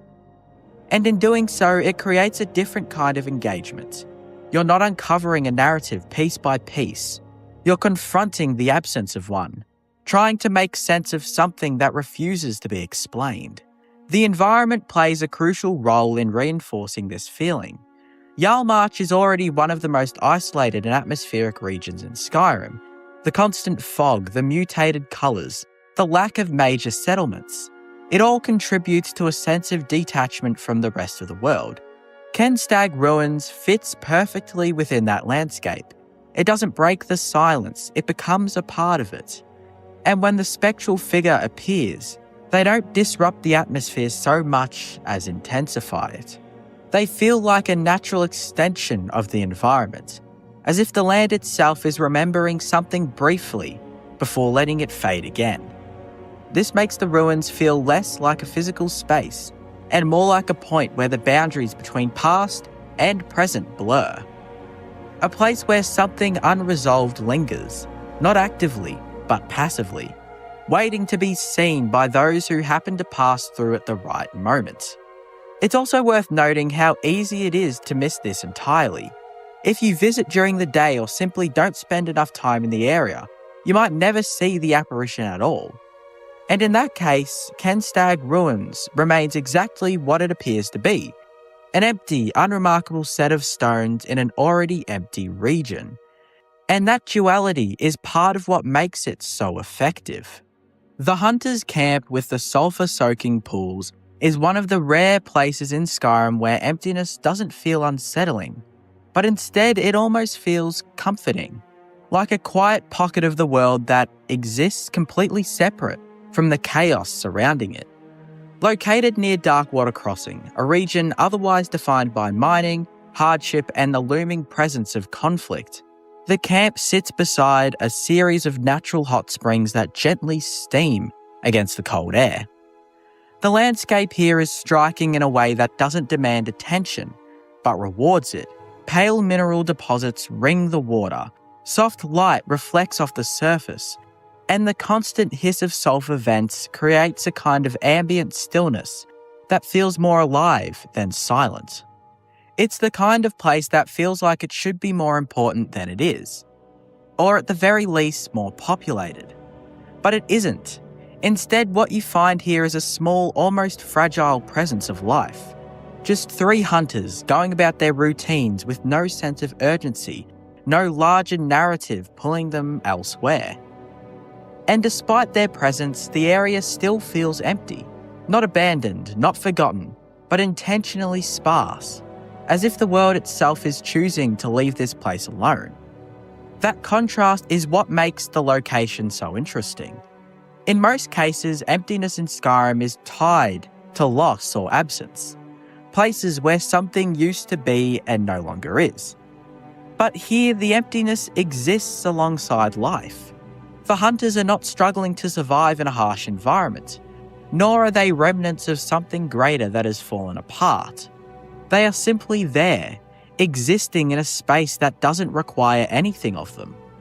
There's no tension, no conflict, no underlying threat that needs to be resolved. Because of that, the camp feels remarkably stable, almost timeless in a way that few other locations in the game achieve. It's not waiting for something to happen. It's not building towards an event. It just is. And that sense of stillness creates a different kind of atmosphere, one that stands in stark contrast to the rest of the region. Darkwater Crossing, just a short distance away, is defined by labour and limitation, a mining settlement where people are tied to routine and obligation. Beyond that, Skyrim itself is a province of constant motion, dragons attacking, civil war unfolding, quests pulling the player in every direction. But at the sulfur-soaking pools, all of that feels distant, almost irrelevant. The world slows down here, the usual urgency fades, and in its place there's a kind of quiet appreciation for the environment itself. The sound of the water, the movement of the steam, the way that light interacts with the landscape, these details become more noticeable precisely because there's so little competing for your attention. It's a form of emptiness that enhances the experience rather than diminishing it. And yet, despite how inviting the location feels, it remains largely untouched. The fact that there are only 3 hunters here emphasises just how underutilised the space is. In a more typical design, a place like this would be a hub, a settlement, or at least a point of interest with multiple interactions. But Skyrim leaves it almost entirely alone. The hunters don't offer much in terms of dialogue or engagement. They don't anchor a quest or provide a deeper narrative. They simply occupy the space, giving it just enough life to prevent it from feeling abandoned, but not enough to make it feel busy. And that balance is what makes the emptiness so noticeable. It's not the absence of people, it's the absence of activity, the absence of purpose beyond simply being there, which in a game so often driven by goals and progression, feels almost unusual. You're not here to complete anything. You're not here to gain anything significant. You're just here. And that can feel surprisingly meaningful, because it highlights something that Skyrim rarely emphasises. The idea that not every location needs to serve a function. Some places can exist purely for their atmosphere, their mood, their ability to create a certain feeling. The Hunter's Camp is one of those places. It doesn't try to impress you with scale or complexity. It doesn't hide secrets or challenge you with enemies. Instead, it offers something much simpler, a moment of calm in a world that rarely slows down. and in doing so it becomes more memorable than many of the game's more populated areas. Because those places, while full of activity, are often defined by that activity. They're tied to the quests, to the characters, to the systems that keep the player moving forward. The pools, by contrast, ask nothing of you. It doesn't push you in any direction, and it doesn't even try to hold your attention.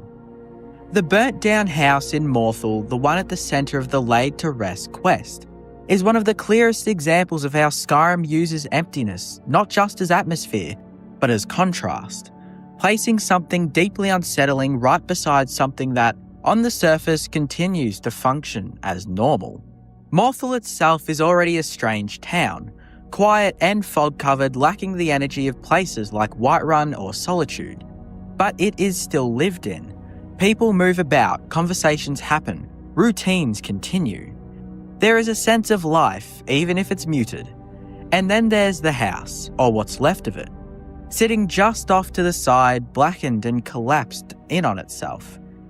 It doesn't blend into the environment so much as disrupts it. It's a permanent scar on the town's landscape, something that cannot be ignored no matter how much the townsfolk might try to move past it. Unlike many abandoned locations in Skyrim, this one has a clear history, a known event tied to it, a fire that killed a woman and her child. But what makes it so effective isn't the event itself, it's what comes after. The house isn't rebuilt, it isn't cleaned up, it isn't repurposed, it's left exactly as it is. A charred skeleton of wood and ash, sitting in the middle of community that continues to exist around it. That decision creates a kind of tension that most locations in Skyrim don't have. The town is active, but this space within is not. It's empty in the most literal sense, devoid of life, but also heavy with implication. You're not just looking at a ruin, you're looking at something that people in the world actively know about, something recent enough to still matter, and yet it remains untouched. And that raises questions, not in the same mysterious, abstract way as places like Kenstag Ruins, but in a more grounded, human way. Why hasn't anything been done about this? Why is it still here out in the open instead of being cleared away or rebuilt? The answer implied through dialogue and the quest itself. It's that this situation isn't resolved. The fire wasn't just an accident. There's something wrong beneath the surface of Morthal, something the townspeople are aware of but hesitant to confront. And so the house remains, not just as a reminder of what happened, but as a symbol of that unresolved tension. It's not abandoned because it was forgotten. It's abandoned because no one wants to deal with what it represents. That distinction is important, because it shifts the nature of the emptiness. This isn't a place that time has moved past. It's a place that time is stuck on. The rest of Morthal continues forward. People go about their lives maintaining the appearance of normalcy, but the house anchors everything in place. It refuses to let the town fully move on.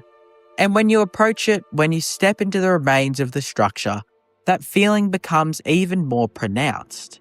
There's very little to interact with, no enemies, no loot of significance, no complex layout to explore. Just debris, ash, and the faint outline of what used to be a home. It's quiet in a way that feels intentional, as if the game is asking you to sit with the space rather than do anything about it. And that stillness contrasts sharply with the idea of a home, a place that should be filled with warmth, activity, and life. Instead, you get the opposite: cold, silence, and absence.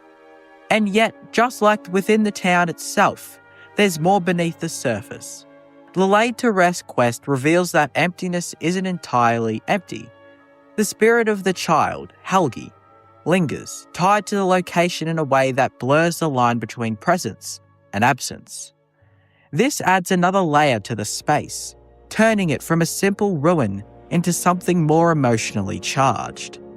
It's no longer just about what was lost, but about what remains, not physically, but spiritually. Refugees Rest, located along the harsh eastern edge of Skyrim near the border of Morrowind and the Dunmouth Pass, is one of those locations that feels defined not by what's there, but by what should be there and isn't. At a glance, it appears to be exactly what the name suggests: a small makeshift shelter meant for people in transit. A temporary stop for those fleeing something behind them or searching for something ahead. There are a few basic supplies, a tent, signs of survival, rather than settlement. But despite that implication of movement, of passing through, the place feels completely still. There are no refugees when you arrive, no travellers resting, no voices, no sense that anyone has been there recently. It's not bustling, not even lightly occupied. It's just empty. And that emptiness carries a very different tone compared to the other abandoned places in Skyrim. This isn't a ruin reclaimed by time or a structure left behind after some dramatic event. It's a place built for people who never came. Or perhaps came and left so quietly that they may as well have never been there at all. The surrounding environment reinforces that feeling. This part of Skyrim is cold, jagged, and unwelcome, with the looming presence of Morrowind just beyond the mountains. The Dunmouth Pass itself suggests transition, a crossing point between regions, cultures, and histories. It's the kind of place where you would expect movement, especially in a world shaped by conflict, displacement, and political tension. The Red Mountain eruption, the ongoing instability in Morrowind, the border unrest across Tamriel, all of these factors imply that there should be people on the move, seeking refuge wherever they can find it. And yet, Refugees Rest stands alone, untouched by that movement. It feels like a preparation for something that never fully materialized, or perhaps a quiet acknowledgement of suffering that the game never directly shows. That absence becomes more striking the longer you consider it. Skyrim is filled with stories of war, exile, and hardship, but many of those stories are told through active quests or populated locations. Here the story is implied entirely through the name and the setting, without any characters to reinforce it. You're left to imagine the kinds of people who might have needed a place like this. Families fleeing their homes, individuals escaping conflict, travellers with nowhere else to go. And then you're confronted with the reality that none of them are here. The shelter exists, but the people it was meant for do not. This creates a subtle but powerful disconnection between expectation and reality. The name Refugees Rest suggests life, movement, and temporary community. What you find instead is silence, and that silence feels heavier because of what the name implies. It's not just an empty camp. It's an empty promise, a place that represents safety and relief, but offers neither in practice. This is where the location starts to feel less like physical space and more like a commentary on the world around it. Skyrim is a province caught in conflict, filled with political tension and social division. It's not a place particularly welcoming to outsiders, especially those arriving with nothing. The existence of Refugees Rest suggests that someone at some point recognized the need for a place like this. But its emptiness suggests that recognition wasn't enough. Whether due to the harshness of the environment, the lack of resources, or the broader indifference of the world, the space remains unused, and that unused state becomes part of its identity.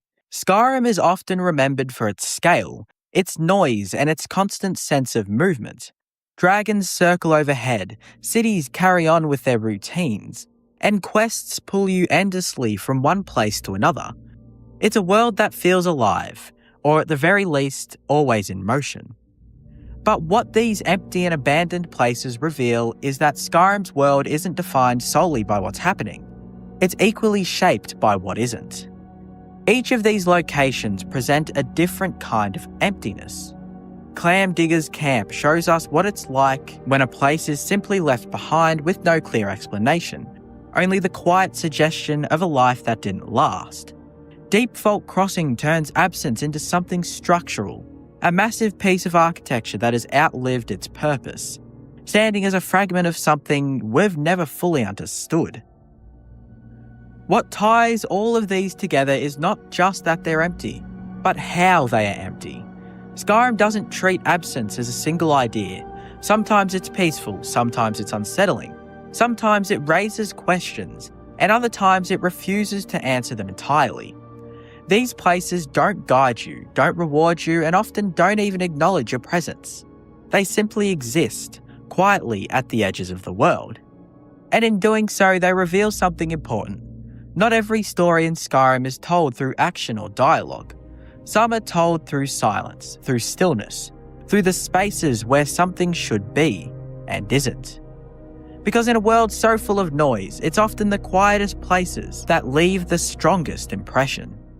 In the far northern reaches of Skyrim, nestled between frost-bitten cliffs and blizzards that never rest, lies a place few known, and even fewer survive. The Chill. To most, it's not even a location. They've never heard of it, never seen it on the map, and certainly never dared to stumble into it by chance. It doesn't announce itself, nor does it offer the illusion of justice and fairness. Instead, it whispers a warning in the howling wind. This is where Winterhold sends those they wish forgotten, and within its glacial prison walls lies the skeletal remains of prisoners long dead. Silent, frozen figures who raise more questions than answers. The Chill is unlike any other prison in Skyrim. It is the only hold facility not managed by jailers or city guards, but by conjured frost atronics. Elemental beings of ice who offer no sympathy, no nourishment, and no reprieve. And in the farthest corners of this glacial cave, you find them. Locked cages, bedrolls iced over with time, and the bones of those who never left. But who are they?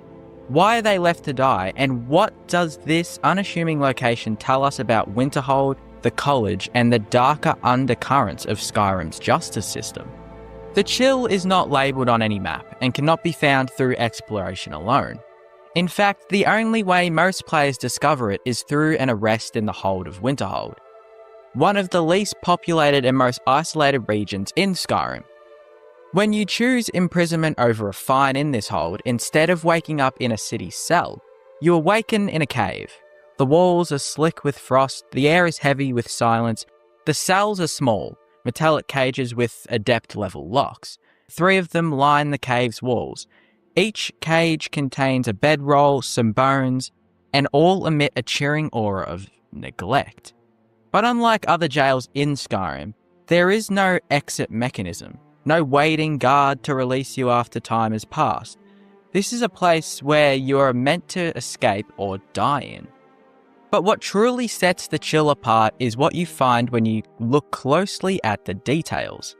2 of the cages contain human remains. There are no journals, no named markers, no dialogue triggers to identify them. The game offers no quest or backstory. It gives you only the image of these bones, curled up on bedrolls, sealed behind iron bars. The implication is bleak.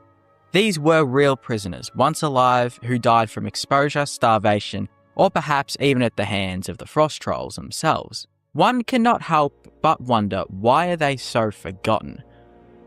Were they simply low-level criminals the Jarl wished to dispose of? Were they mages cast out of the College of Winterhold for breaking rules that went too far? Or were they political prisoners? People whose continued existence threatened the fragile order of a crumbling hold. There is one possibility that adds a particularly tragic angle. The college has a dark history. Members involved in necromancy, Daedric worship, and magical incidents have vanished with little explanation. These skeletal remains may be proof of those stories, evidence that the college doesn't exile its most dangerous members to the wilds, but locks them away in the Chill, where their mistakes can be quietly erased. While every other hold in Skyrim uses guards and jailers to maintain order, Winterhold relies on the frost trolls, summoned ice elementals. This is more than a mere aesthetic choice. It's emblematic of how Winterhold views its prisoners, not as citizens who've broken the law, but as expendables. People unworthy of even basic human dignity. These frost atronarchs don't feed, speak, or care. They won't hesitate to kill a prisoner attempting to escape. And their cold, mindless efficiency makes them the perfect tools for silent execution. If a prisoner were to die of starvation or illness, no guard would know. No reports would be filed, no one would ever visit the chill to retrieve their body. This system absolves any human of moral responsibility. It allows the authorities of Winterhold, whether the Jarl or the College, to maintain plausible deniability. The chill operates like a machine, and the Frost Atronachs are its gears. Players have speculated wildly over the years about who the skeletons in the chill may have been. Some theorists suggest that they could be remnants of the Great Collapse, the mysterious cataclysm that destroyed much of Winterhold and left the city in ruins. Perhaps in the chaos, the Jarl's court turned to the cruel punishments to maintain control. Others think the bones could belong to mages who dabbled in Daedric rituals or Black Soul gem magic, criminal acts even in the arcane lenient halls of the college. Reddit and the Elder Scrolls forums have pointed to possible connections with the Sigic Order or the remnants of the Mythic Dawn, hiding in plain sight and eliminated when discovered. Still, others believe the prisoners may not be criminals at all, but scapegoats. People who knew too much about the college's experiments, or who bore witness to things the Jarl's court wanted buried. There's also the uncanny silence about the chill in-game. No NPC mentions it, not even the guards or mages. You only hear about it when you're going to jail. It's almost as if everyone in Winterhold is pretending it doesn't exist. This kind of narrative omission is pretty rare in Skyrim, and often a signal that something darker lurks beneath the surface. The use of magic for containment and execution is a theme deeply ingrained in Skyrim's lore, but in the chill, that theme is taken to its coldest extreme. Unlike the Dwemer ruins, this isn't a mystical place meant to awe, it's meant to erase. Prisoners here aren't just locked away, they're deleted. No one comes looking for them and no one knows their names. It's a brutal metaphor for the unchecked power of Winterhold's institution. The Jarl, weakened and powerless, in a hold lost to time, may be clinging to order by any means. The college, unregulated and secretive, could be using the chill as a dumping ground for their mistakes. And that makes the skeletons more than just a set dressing. They are narrative relics, fossils of a system that no longer sees justice as rehabilitation, but as erasure. Skyrim is full of mysteries, but few are as quietly chilling as the chill. The prison offers no quests, no dialogue, no direct lore, but it tells a story all the same. Through its design, its silence, and the forgotten bones of the prisoners, it paints a picture of a hold struggling to maintain power, a college guarding its secrets, and a justice system that would rather you freeze in silence than be heard in defiance.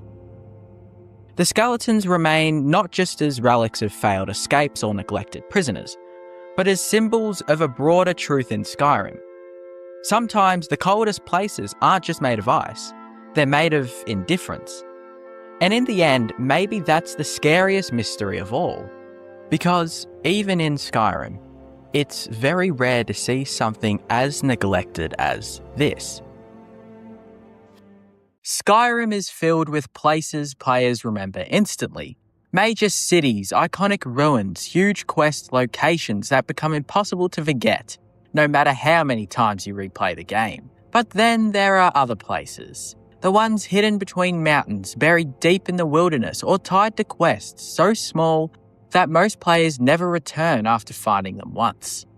Locations that feel like they're slowly faded into the background of Skyrim itself. And the strange thing is, some of these places are actually incredible. They have atmosphere, lore, unique designs, sometimes even entire stories attached to them. But for one reason or another, they're almost never talked about. They exist quietly at the edges of the game, overshadowed by bigger locations and forgotten over time. And that's exactly what makes them so interesting to go back and look at. Raven Rock is one of the strangest examples of a forgotten place in Skyrim, because technically it shouldn't be forgotten at all. It's the central settlement of the entire Dragonborn DLC, the first major location players arrive at when they reach Solstheim, and one of the most distinct towns Bethesda ever created for Skyrim.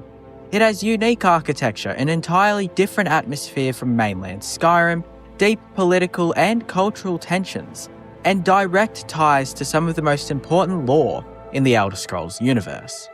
On paper, Raven Rock should be one of the most memorable locations in the entire game.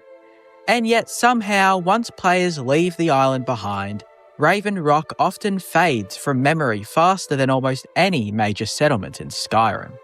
That's what makes it such an interesting forgotten place, not because it lacks importance, but because it exists in a part of the game many players treat as temporary. The moment you arrive in Raven Rock, it immediately feels separate from Skyrim itself. The thick ash storms rolling through the streets, the dark stone buildings, the red mountain looming in the distance. It creates an atmosphere unlike anywhere else in the game. Even the sound design feels different. The wind carries ash instead of snow. The environment feels heavier, harsher, more oppressive than the open landscapes of Skyrim. And that uniqueness should make the town unforgettable, but in practice it often has the opposite effect. Because Raven Rock feels disconnected from the rest of the game in a way few other settlements do. The town exists physically within the Dragonborn DLC, but emotionally it feels almost detached from Skyrim's core experience. Most players arrive there with a specific purpose: follow the cultists, investigate Mirak, complete the expansion storyline.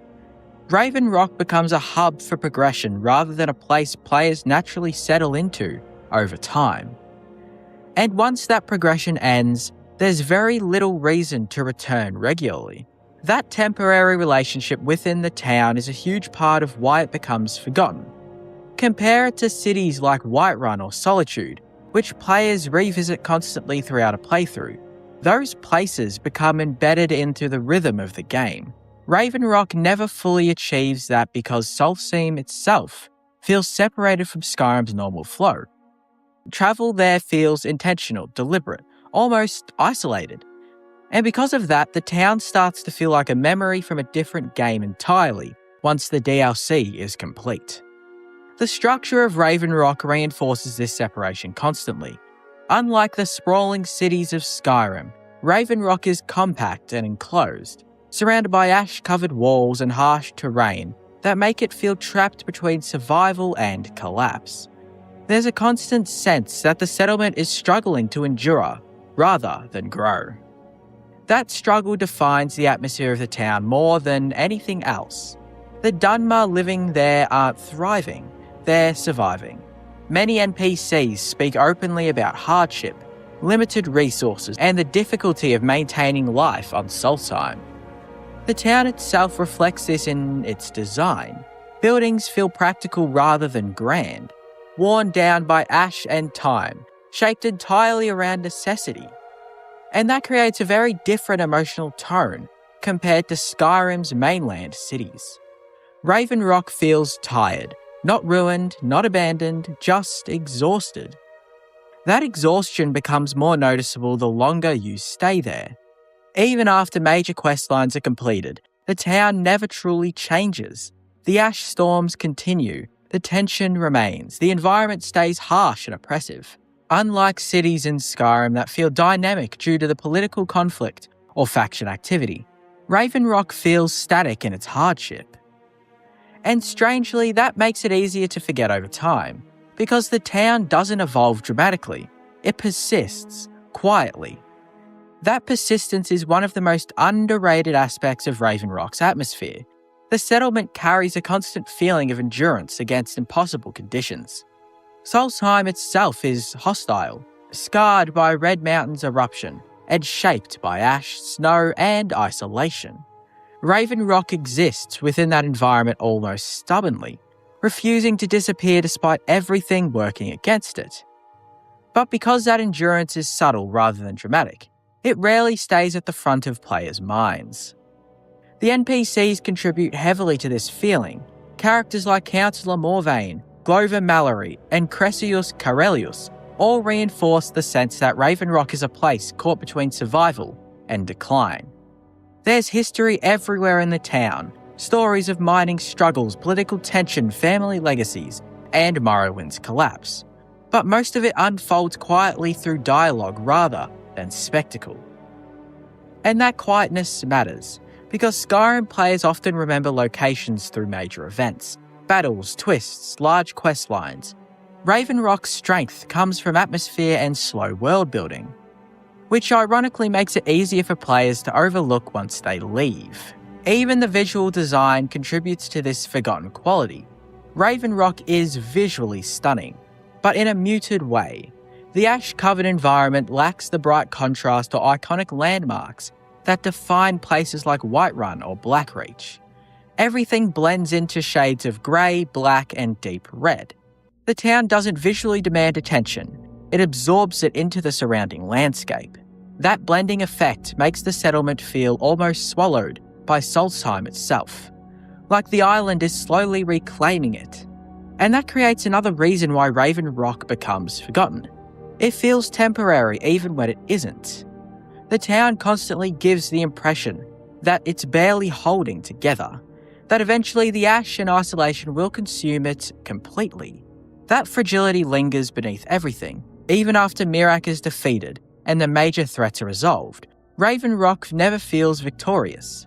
There's no sense of triumph or renewal. The town simply continues existing under the same harsh conditions it always has. That lack of resolution separates it from many other major locations in Skyrim. Most settlements eventually feel stable, secure, or at least hopeful after major questlines conclude. Raven Rock doesn't. It remains burdened by its environment and history, no matter what you accomplish there. And because of that, it starts to feel emotionally distant from the player over time. Not important, just disconnected. The geography of Solstheim amplifies this even further. Raven Rock sits at the southern edge of the island, separated from mainland Skyrim by the Sea of Ghosts and surrounded by terrain that constantly reminds you how far from home you actually are. Travelling there requires intention. You don't casually wander into Raven Rock the way you might revisit Whiterun or Riften during normal exploration. You choose to go back, and most players simply don't. Not because the town is bad, but because Skyrim's main world naturally pulls attention elsewhere. That's what makes Raven Rock such a fascinating forgotten place. It's not hidden, abandoned, or insignificant. In many ways, it's one of the richest locations Bethesda ever designed for Skyrim. But its separation from the main game, combined with its quiet storytelling and oppressive atmosphere, causes it to slowly fade from players' attention once Solstheim is left behind. And when you finally do return to Raven Rock after a long time away, the feeling is immediate. The ash storms, the silence, the heavy atmosphere pressing down over the town, it all comes back instantly. And suddenly you realise how strange it is that a place this unique becomes so easy to forget. Because Raven Rock doesn't lack identity. If anything, it has too much of it. It feels so detached from Skyrim's normal tone that it almost exists in its own category entirely. A settlement shaped by survival, isolation, and exhaustion, rather than adventure or conquest.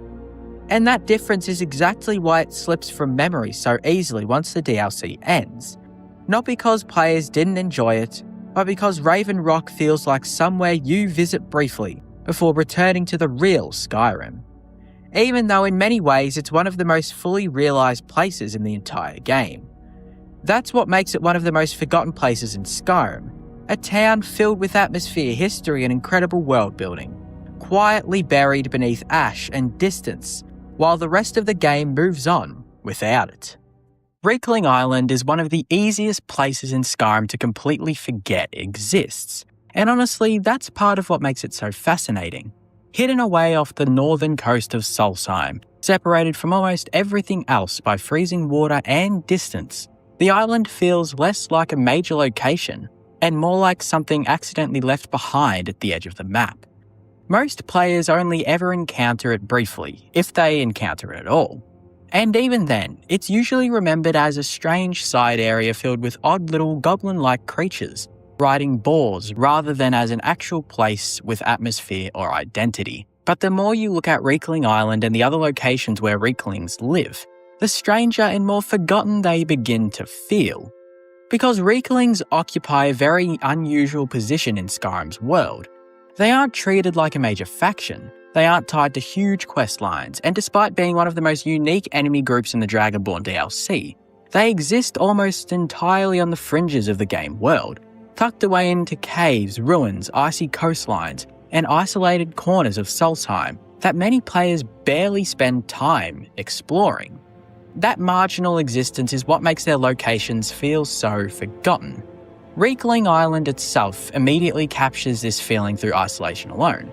Reaching it requires going deliberately out of your way, crossing freezing northern waters to arrive at a tiny landmass that feels completely disconnected from the rest of the island. There are no major roads leading to it, no large quests pushing you there naturally, and no major narrative significance attached to the location. It exists just quietly in the distance, and once you arrive, the atmosphere feels strange almost immediately. The island is small, cold, and primitive, covered in crude structures and signs of Riekling occupation that feel improvised rather than permanent. Unlike human settlements in Skyrim, which usually show some sense of organisation or expansion, Riekling camps feel unstable, temporary, almost scavenged together from whatever materials were available. Bones, wood, animal remains, fragments of things stolen or repurposed. And that rough construction style gives every Riekling location a feeling of neglect, as though these places were never meant to last long in the first place. But at the same time, there's something strangely persistent about them. The Rieklings survive in environments that should be almost impossible to live in. Frozen coastlines, ruined Nordic structures, isolated caves buried beneath snow and ice. Places most people in Skyrim would avoid entirely become functioning homes for them. And because of that, their settlements often end up hidden in locations the player rarely visits. That hidden quality becomes even more obvious in places like Castle Cragstag Caverns and Bristleback Cave. These aren't major landmarks players constantly travel through. They're side locations buried within Solstheim's harsher regions, often overshadowed by larger questlines involving Miraak, Hermaeus Mora, or the Skarl. The Rieklings exist beneath all of that large lore, occupying the forgotten spaces left behind by more important stories. And strangely, that makes their presence feel more authentic, because the Rieklings don't seem concerned with significance. They simply just survive. That survival-focused existence gives their settlements a very different atmosphere from most places in Skyrim. Human settlements are usually built around trade, politics, or military defense. Falmer caves feel hostile and invasive. Dwemer ruins feel ancient and abandoned. Riekling settlements feel improvised, chaotic, almost animalistic at times. But within that chaos, there's still a strange sense of community and adaptation. You see signs of social structure, primitive defences, domesticated boars, and organised camps that suggest the Rieklings are far more capable than they initially appear. And yet Skyrim rarely treats them seriously. That's another reason their locations become so forgotten. Rieklings are often viewed as comic relief or minor enemies rather than as an actual culture surviving in one of the harshest environments in the game. Players remember them for their sounds, their strange behaviour, or the absurdity of seeing them charge into battle on boars. But very few stop to think about where they live. And when you actually spend time in those places, the atmosphere becomes unexpectedly melancholic. Because Riekling territory feels abandoned by the rest of the world. Not abandoned in the literal sense, but ignored. These are communities existing entirely outside the attention of Skyrim's larger factions and narratives. The Empire doesn't care about them, the Nords barely acknowledge them, even the Dunmer on Solstheim mostly treat them as nuances, rather than inhabitants with their own place in the world. And because of that, Riekling settlements feel disconnected from history itself. Like forgotten corners where life continued quietly while the rest of the world moved on. The geography of Solstheim reinforces this perfectly. So much of the island is harsh, isolated, and difficult to navigate that entire regions feel naturally hidden from attention. The northern coastlines, where many Rieklings reside, are especially empty, covered in snow and surrounded by freezing seas that make them feel cut off from everything else. There's very little traffic through these areas, very few reasons for most players to return repeatedly. And because of that, the settlements fade into memory quickly after the DLC ends. Even visually, Riekling camps tend to blend into the environment rather than stand apart from it. Their crude structures use natural materials and scavenge debris that often makes them feel like extensions of the landscape itself. Unlike Nordic ruins or Dwemer architecture, which immediately draws your attention, Riekling settlements feel almost hidden within the terrain. That concealment contributes heavily to their forgotten quality. You don't remember a massive landmark, you remember fragments, snow-covered huts, bones sticking out from the ground, tiny figures moving through the fog. The atmosphere surrounding these places also feel very different from most enemy locations in Skyrim. Falmer caves are oppressive, bandit camps feel also aggressive, vampire lairs feel threatening. Riekling settlements often feel strangely quiet, not peaceful, but isolated in a way that feels detached from the larger world. Even combat with them tends to feel chaotic rather than structured. Their attacks are disorganized, loud, and frantic, reflecting the improvised nature of their entire existence. But once the fighting stops, what remains is often silence and emptiness. A tiny settlement sitting alone in the snow, forgotten almost immediately after you leave. That's what makes Riekling Island such a perfect example of a forgotten place in Skyrim. It isn't memorable because of a huge quest or major lore reveal. It's memorable because it feels like the edge of the world, a place that exists quietly beyond the areas players normally care about.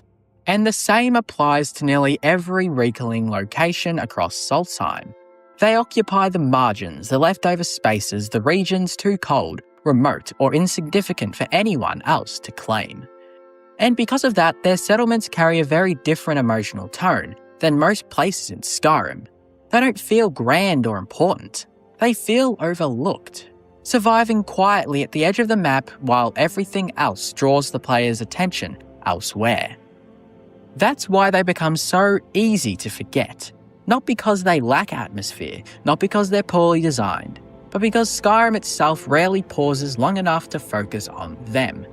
The main stories move past them quickly, the larger factions ignore them, and once the player leaves Solstheim behind, the memory of those frozen little camps often disappears beneath everything else the game throws at you. Until eventually, Riekling Island and the settlements surrounding it begin to feel almost dreamlike in retrospect. Tiny forgotten communities buried beneath snow and distance, still surviving, still waiting, in parts of Skyrim most players never think to return to again.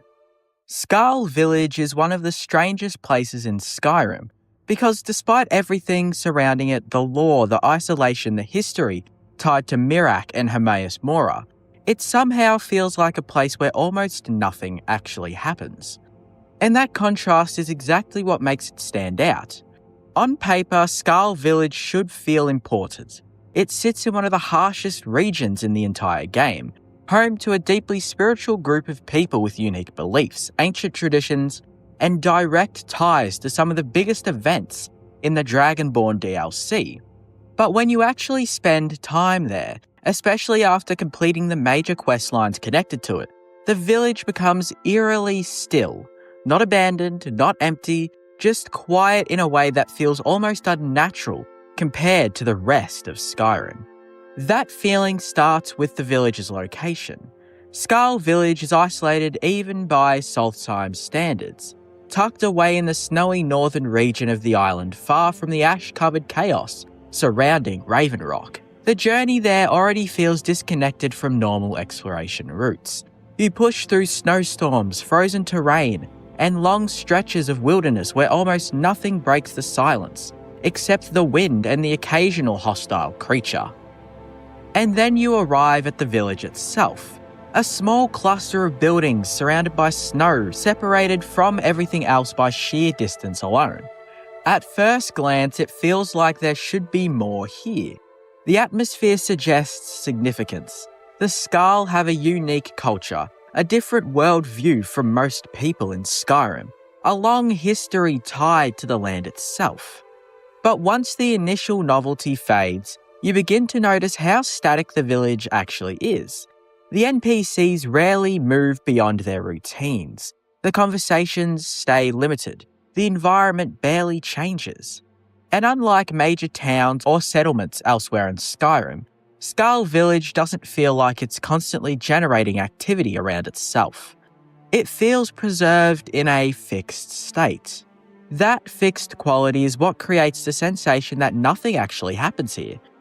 Even during major events tied to Mirak's influence, the village feels strangely restrained. The mind-controlled villagers work endlessly at the Allmaker stones, should create chaos or tension, but instead it creates repetition. The same motions repeated over and over again, the same emptiness in their behaviour. It doesn't feel dynamic, it feels suspended, like the village has been trapped in a loop, which evidently it has. But once that storyline ends, the stillness only becomes more noticeable, because after all the build-up surrounding the Skarl, the village simply settles back into silence again. That's what makes it so unusual compared to other isolated settlements in Skyrim. Places like Morthal or Dawnstar may feel quiet, but there's always underlying tension even after you've finished the quests. Rumours, conflicts, strange events, or constant movement beneath the surface. Skarl Village lacks that ongoing energy.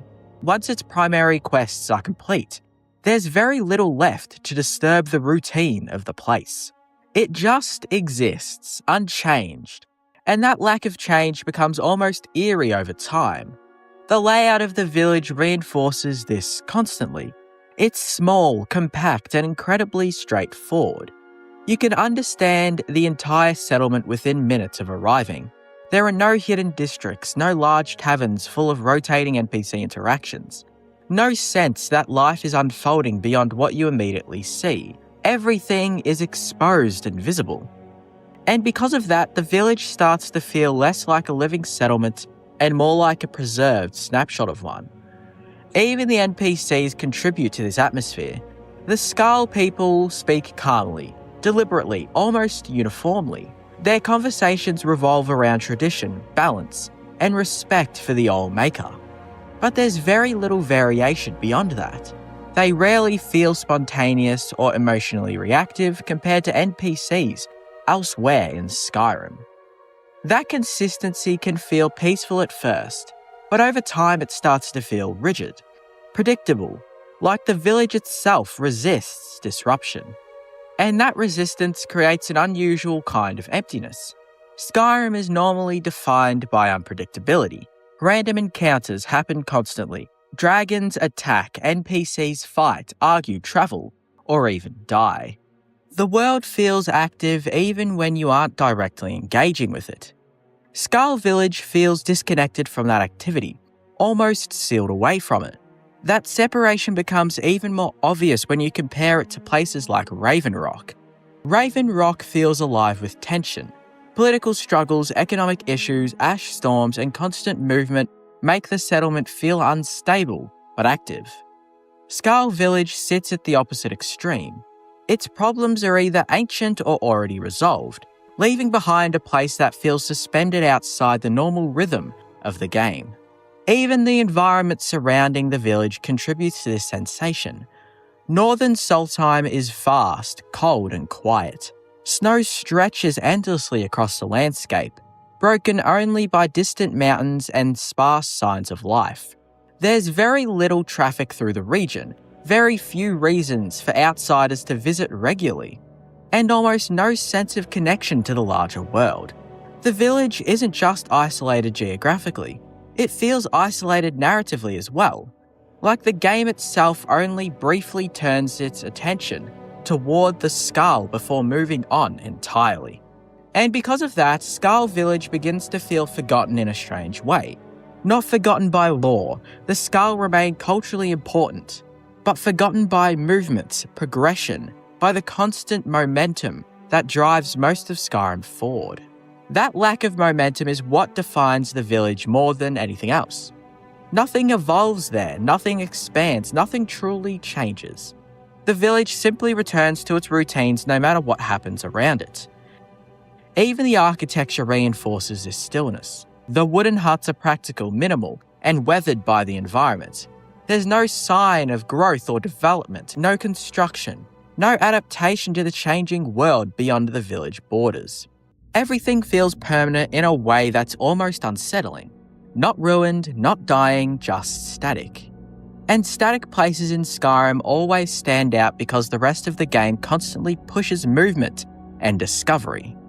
That's why Skarl Village can feel strangely empty even when people are present. It lacks the unpredictability that makes most locations feel alive. You understand the rhythms of the village very quickly, and once you do, there's little left to surprise you. The routines repeat, the conversations repeat, the atmosphere remains almost exactly the same, no matter when you return. Compared to other quiet places in Skyrim, Skarl Village stands apart because its silence feels intentional rather than accidental. This isn't a forgotten ruin or an unfinished location. It's a fully realised settlement designed around stillness, tradition, and isolation. And ironically, that design is what makes it feel like one of the only places in Skyrim where nothing happens. Because in Skyrim, nothing happening is rare. The world constantly tries to interrupt itself with conflict, danger, or even discovery. Skarl Village resists all of that. It absorbs events, settles back into routine, and remains almost unchanged afterward. That creates a strange emotional effect when you revisit it later in the game. You return expecting movement, expecting the world to have shifted somehow. But everything feels nearly identical to how you left it. The same snow, the same silence, the same routines, continuing endlessly beneath the northern sky. And after enough time, that stillness starts to feel less peaceful and more isolating. Because the village doesn't just feel disconnected from Skyrim, it feels disconnected from time itself. A place where life continues quietly in repetition while the rest of the world changes around it. Not because the village lacks lore or significance, but because despite everything surrounding it, despite all the history and atmosphere attached to it, the place itself ultimately settles into complete stillness. A quiet corner of the island where the world seems to pause. And keep pausing long after you leave it behind. For every dragonborn who storms fortresses, slays dragons, and bends the world to their will, there are those who walk beside them, silently, loyally, and often unnoticed. Skyrim's world is vast, and its followers are as varied as its mountains.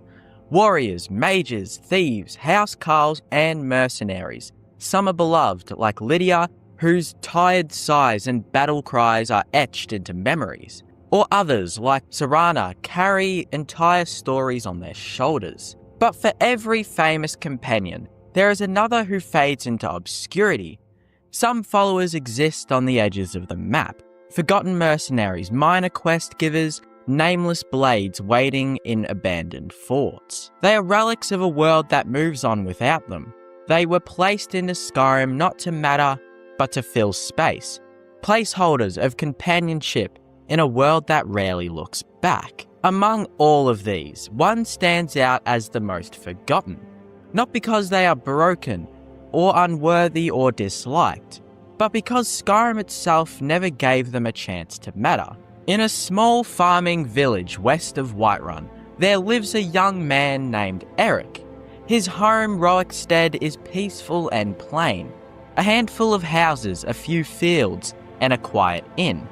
Travellers rarely stop there. Nothing remarkable ever happens in Roickstead, except perhaps the dreams of one relentless farmer. Eric wants more than this life. He dreams of adventure, of slaying dragons, delving into tombs and seeing the world beyond his father's fields. He idolises the heroes who pass through Skyrim's roads, wondering what it would be like to stand among them. But his father is a man bound by fear and loss. A former soldier, he has seen the price of adventure and refuses to let his son pay it. So Eric stays in Röykstead, tending crops, watching the horizon, and imagining what could have been.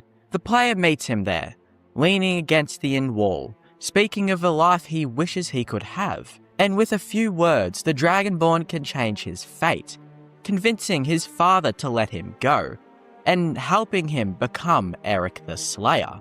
But after that, the world just forgets him. Eric the Slayer is a bold name, one that promises legend, yet it carries a haunting irony.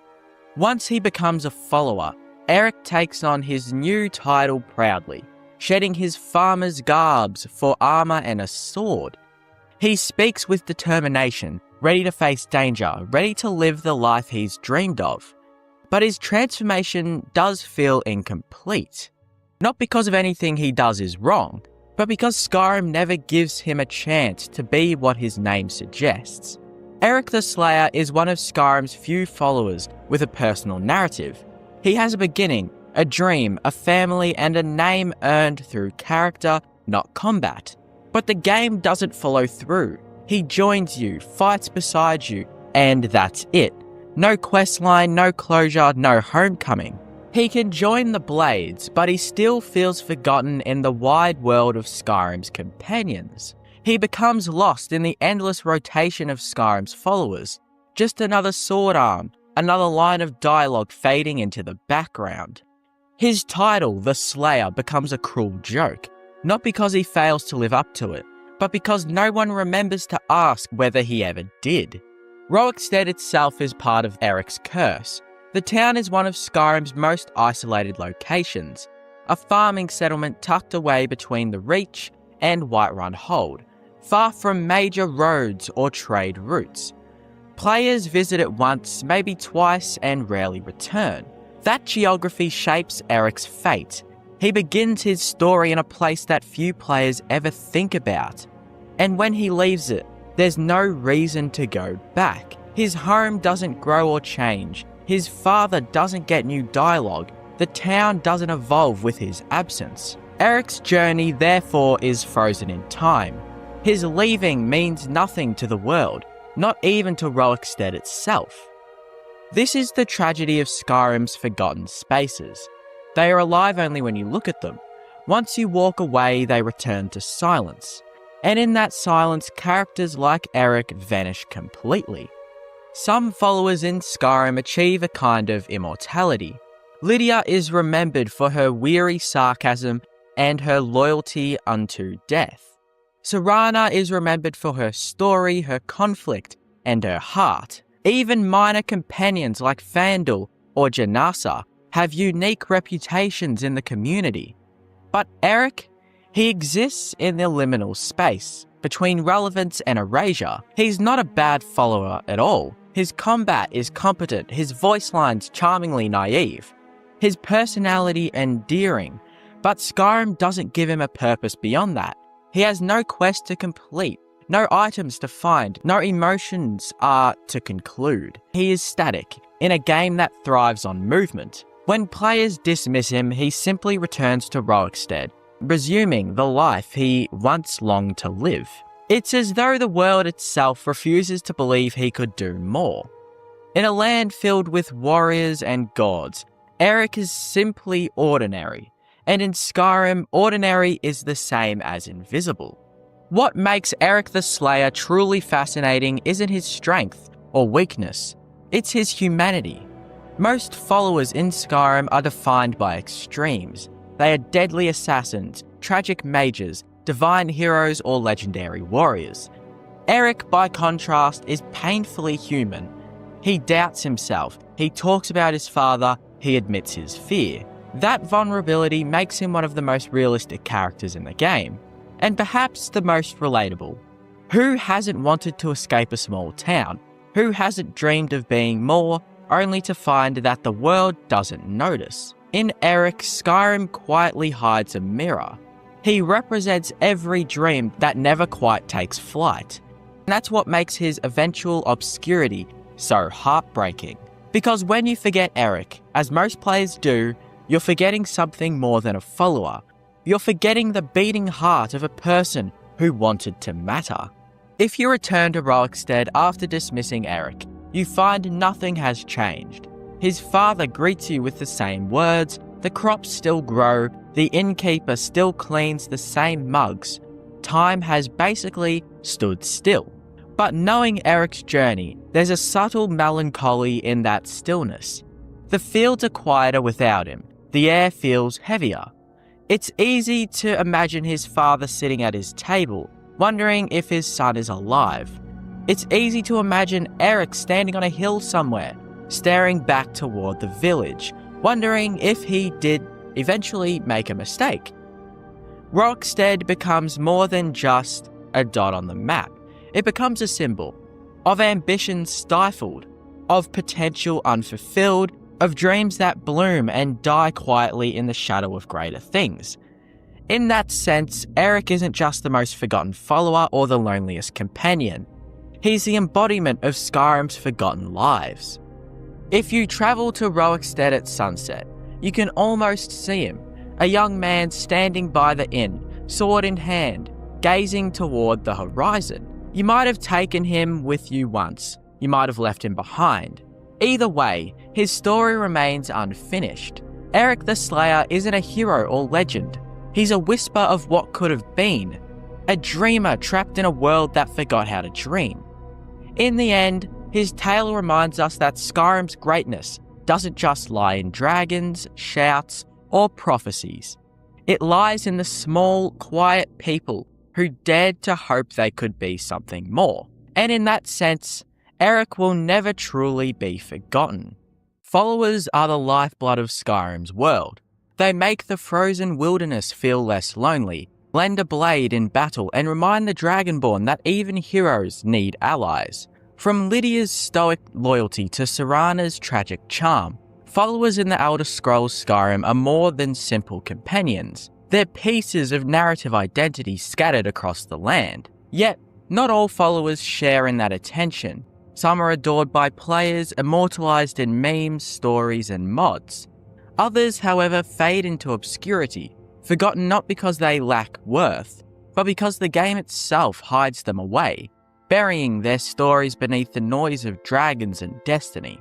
Among these unsung names stands one of Skyrim's most tragic and overlooked characters, Rogi Notbeard, the Nord miner of Kynes Grove. He is a man defined by humility, loyalty, and quiet endurance. And for that very reason, almost no one remembers him. To find Rogi Notbeard, one must first find Kynes Grove, a small mining village just south of Windhelm, tucked between jagged cliffs and thick pine woods.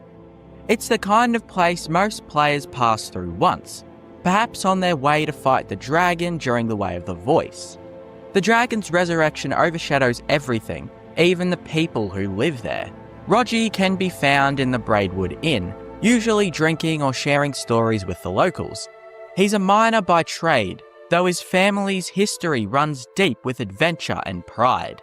He tells the player that his ancestors were warriors and explorers, and that his family heirloom, a treasured ancestral shield, has been lost to time. That simple backstory becomes his defining feature, his personal quest.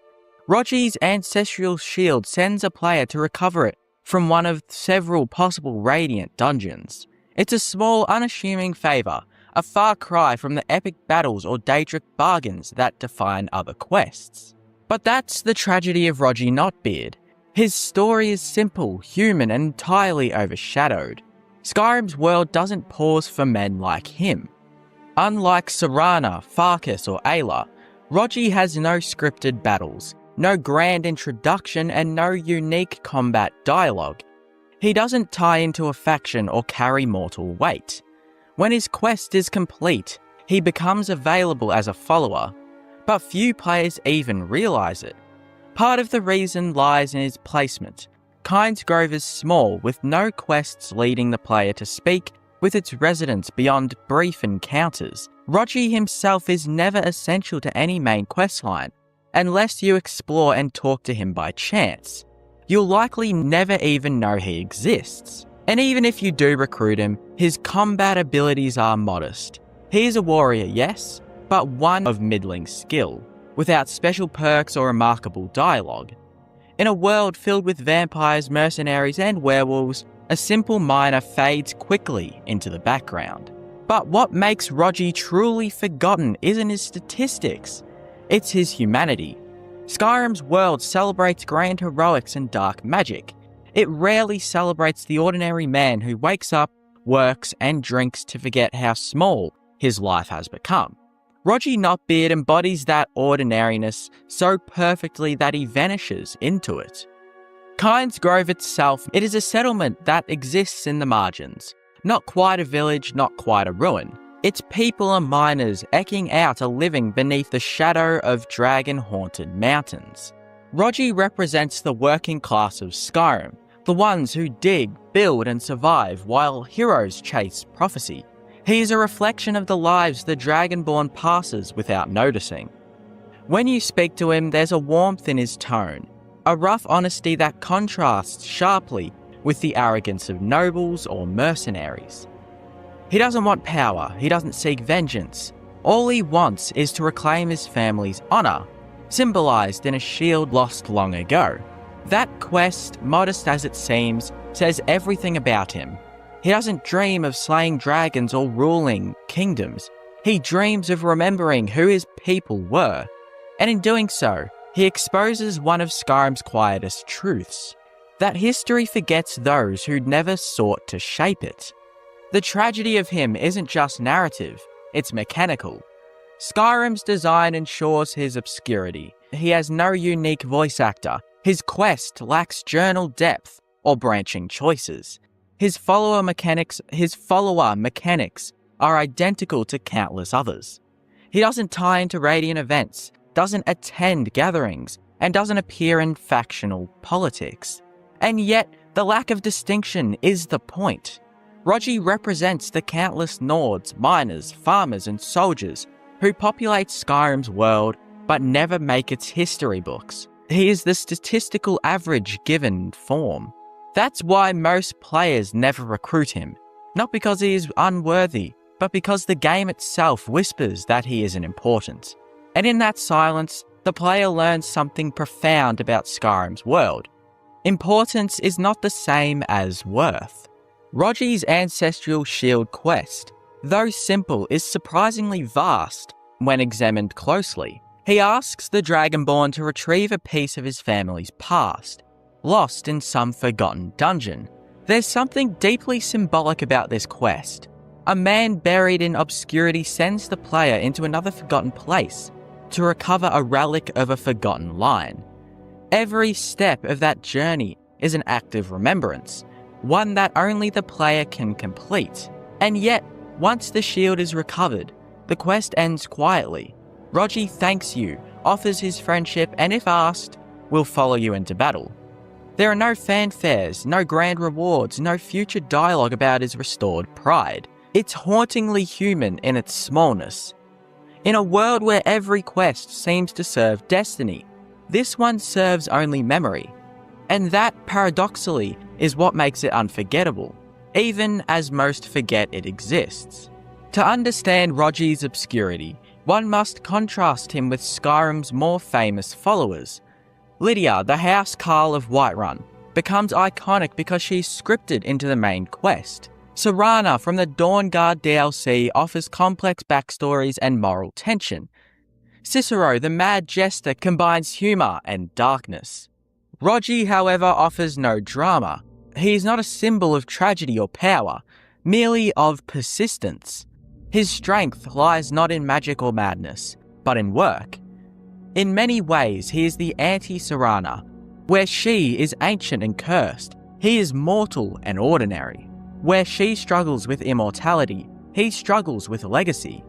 Where others seek redemption or revenge, Rogi seeks recognition. It is precisely because he lacks spectacle that he is forgotten. And yet, that's what makes him seem uniquely real. This obscurity mirrors the social hierarchy of Skyrim itself. The Nords worship warriors and despise weakness. They remember heroes, not miners. They sing songs of his grandma, not of those who dug the stone his fortress was built on. Kynes Grove's miners live under this shadow of cultural neglect. They risk their lives daily, but they are seen as expendable, the silent backbone of the province's wealth and infrastructure. Rogi's lost shield becomes more than a personal heirloom. It's a symbol of the working class forgotten by history. His ancestors were warriors, but now he toils underground. His family's glory has been reduced to labour. His story, like his village, is buried. In that sense, his obscurity is not accidental, it's thematic. Rogi Knotbeard is the embodiment of Skyrim's forgotten backbone. When all is said and done, Rogi Knotbeard stands as the clearest example of one of the most forgotten and neglected followers in all of Skyrim, not because he is poorly written or designed, but because he represents something profoundly human, the inevitability of being overlooked. His life continues whether you notice him or not. His quest can be ignored forever, and his story will never change. He doesn't shape the world, but the world shapes him, and in doing so reveals how fragile identity can be in a land built on legend. Rogi Knotbeard is a mirror held up to the player. He asks nothing of you but remembrance, and in a world defined by power, that is a request far too humble for most heroes to hear. When the wind howls through Kynes Grove and the Dragonborn rides past without stopping, Rogi Knotbeard remains, a flickering candle in a frozen world. He doesn't know he's been forgotten. He keeps drinking, working, and telling stories of ancestors no one else remembers. And maybe that's why he lingers in the hearts of those few who do notice him. Because in the end, the measure of a person isn't fame or strength or glory. It's whether their story still matters to someone, even one traveller passing through the snow. His tale is small, but it's real, and in that quiet, human truth lies the essence of Skyrim itself. He may be one of the most forgotten followers in Skyrim, but for those who remember him, he becomes something far greater, a reminder that even the smallest lives leave echoes in the cold. When you first hear about the Bard's College in Solitude, you might imagine a place alive with music. You expect lute strings plucking in harmony, warm laughter echoing through stone halls, and bright-eyed students perfecting the songs that will echo in taverns across the land. And at first glance, the building does fit that image. Beautiful architecture, well-lit interiors, and a proud history. But then you start to notice the silence. The college has no classes, there are no real performances, its halls feel unpopulated, its members strangely static. The people here have names, but few stories. You begin to realise something unsettling. The Bard's College is not the thriving institution you thought it was. In fact, it might be the most irrelevant and overlooked faction in all of Skyrim. And perhaps it always has been. In the Elder Scrolls universe, bards have played an important role. They're not just musicians, they're the keepers of history, the chroniclers of great deeds, and the voices of rebellion when courage is needed the most. The Bard's College in Solitude was once a prestigious institution, located in Skyrim's capital of culture and politics. It should, by all rights, be a centre for artistry. Historically, it attracted talented performers from across Tamriel. But by the time the Dragonborn arrives, this grand legacy feels faded. The college is more of a relic than a living, breathing school. Its members, though charming in their own way, don't seem to be learning or teaching. They're simply there, existing between dusty bookshelves and empty performance stages. The Elder Scrolls lore tells us the college was important once. The game shows us something else entirely. When you approach the Bard's College, the building stands proudly along Solitude's upper district, near the Blue Palace. It's large, stately, and undeniably well kept. You might expect a recruitment process, an audition, or at least a trial. Instead, you're pulled into the college through a favour for the headmaster, a quest involving a lost verse from King Olaf's verse. The initiation is surprisingly anticlimactic.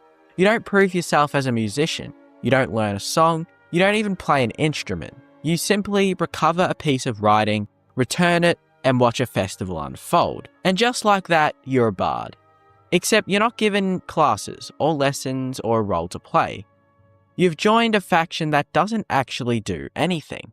Walk through the Bard's College and you'll meet several named NPCs. They each hold titles suggesting a speciality: drum, flute, lute. You might think this means they can teach you to play, but their lessons are just small skill boosts tied to short fetch quests. After that, they have little to say beyond generic greetings. There's no sense of progression. The college doesn't seem to have schedules, rehearsals, or recitals. The so-called students are nowhere to be found. The entire place feels like a museum display, a snapshot of a once thriving institution frozen in time. Even in a game full of factions with flawed structures, the Bard's College feels particularly hollow. It's as though Bethesda built the framework for a deep role-playing experience and then stopped halfway. The Bard's College questline is perhaps the shortest of any major faction in Skyrim. You start with Tending the Flames, the King Olaf quest. It's an enjoyable little adventure taking you to Dead Man's Respite, where you recover the lost verse. The highlight is seeing the burning of the king at the Solitude Festival, a rare and purely cultural event in Skyrim. But then that's it. The follow-up quests are 3 small radiant jobs from the college staff. Recover a flute, a drum, and a lute from random dungeons. They're forgettable, mechanically identical, and carry no narrative weight.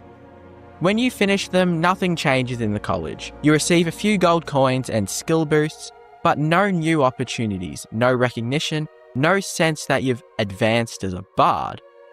Compared to the Companions, the Thieves Guild, or the College of Winterhold, the Bard's College doesn't even pretend to offer a storyline. It's not just forgotten by the world, it feels forgotten by its own designers. If you linger in the Bard's College for too long, the quiet becomes oppressive. The halls are spacious and full of light, but they're empty. NPCs wander aimlessly, not interacting with one another.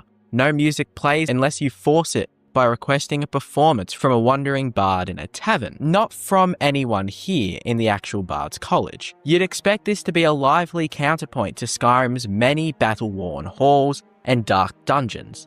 Instead, it feels abandoned in spirit. Even Solitude's tavern, the Winking Skeever, feels more like a bardic hall than the Bard's College itself.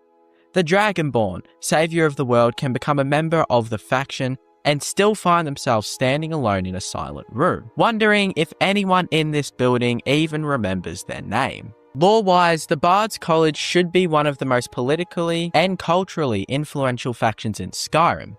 Bards are storytellers, and stories shape public opinion.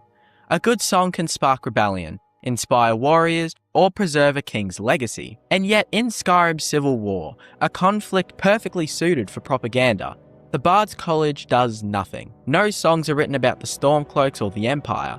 No travelling performers are seen swaying hearts in taverns. No one even comments on the war unless prompted. This is where the forgotten part of their identity becomes almost tragic. They could have been Skyrim's voice in a time of chaos. Instead, they're a background decoration in the safest, wealthiest city in the province. It's almost cruel to compare the Bard's College to Skyrim's other factions. The Dark Brotherhood is a shadowy family of assassins with a full questline, a base that changes over time, and characters you grow attached to. The College of Winterhold lets you rise through the ranks, learn magic, and eventually lead the institution. Even the small Blackbriar family in Riften has a more active influence and involvement in the game world. The Bard's College, on the other hand, doesn't evolve. It doesn't respond to your achievements. You're not given a title beyond a member. It's not just forgotten by players. It seems to be forgotten by the game itself. Many players go through the entire Skyrim playthrough without ever setting foot in the Bard's College. Part of the reason is its location.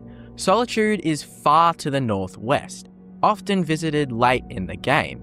Another reason is that the college offers no tangible rewards beyond skill boosts in speech and some gold. There's no armor set, no unique weapons, and no followers tied to it. Even the main questline leading there isn't advertised. You won't be naturally pointed towards it, unless you happen to overhear the right conversation or stumble upon the headmaster. By the time most players reach Solitude, they're deep in other quest lines and see no reason to spend any time on a faction that offers so little. The saddest part about the Bard's College is how much potential it has. Imagine being able to perform in taverns across Skyrim, winning gold and influence based on your speech skill. Imagine helping to write ballads about your adventures, or spreading propaganda for your chosen side in the Civil War.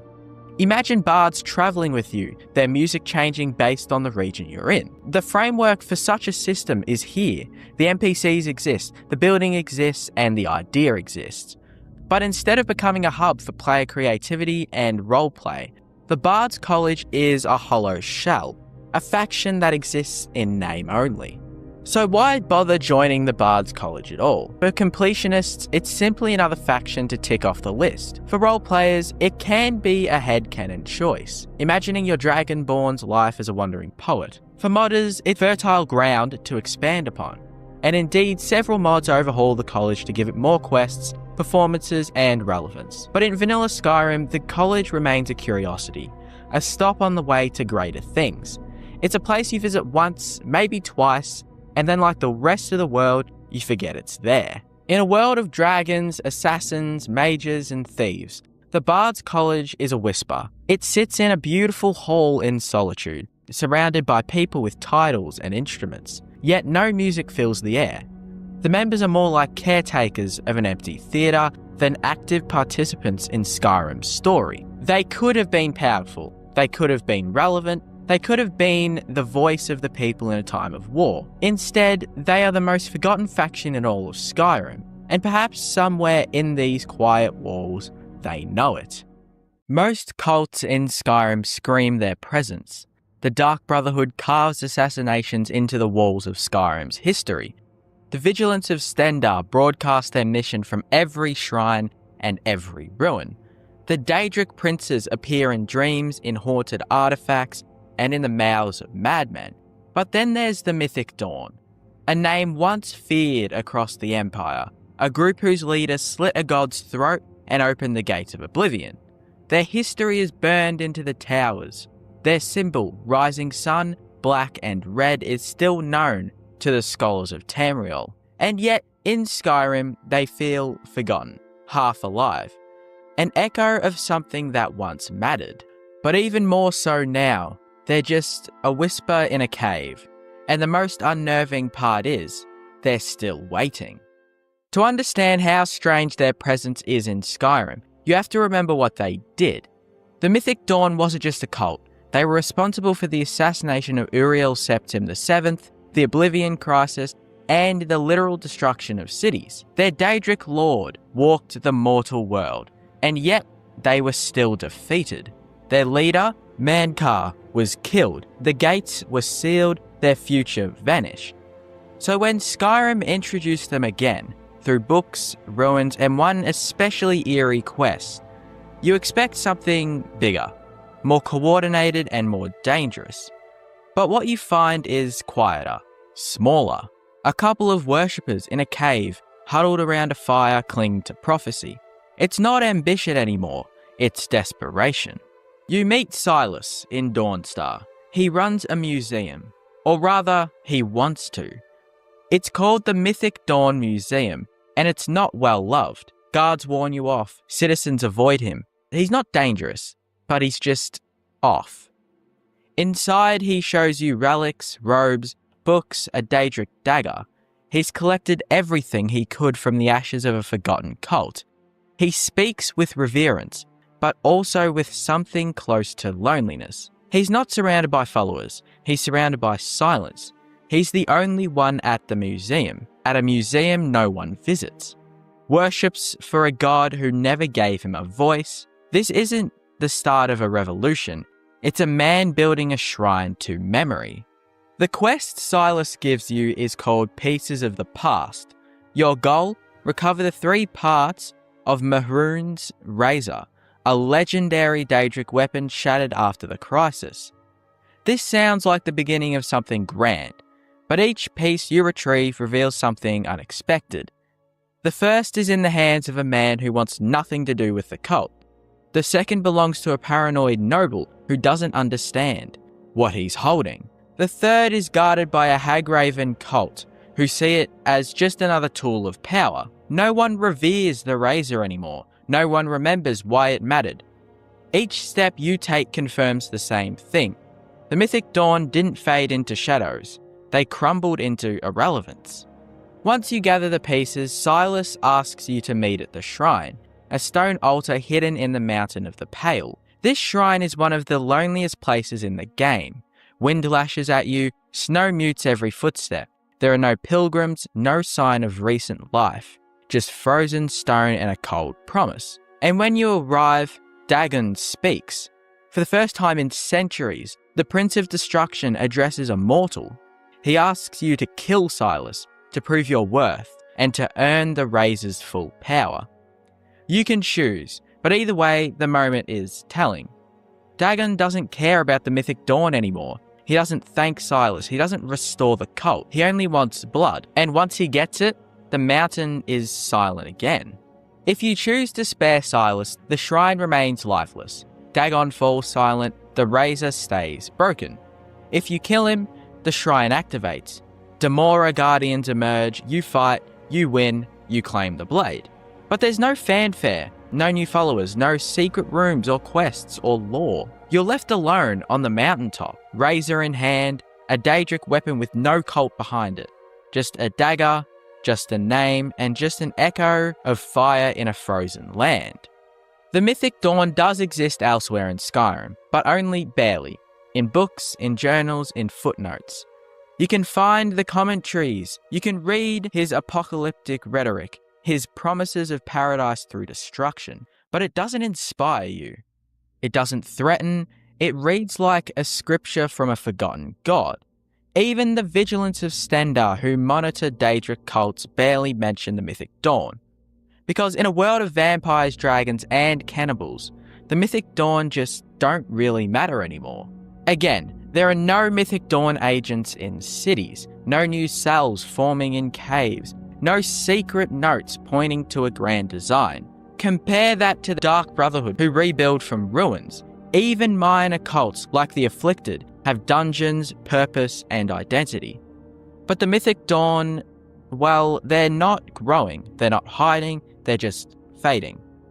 Even in the Elder Scrolls Online, which takes place before Skyrim, they're presented as broken, desperate zealots clinging to an ideal that even Dagon seems to have abandoned.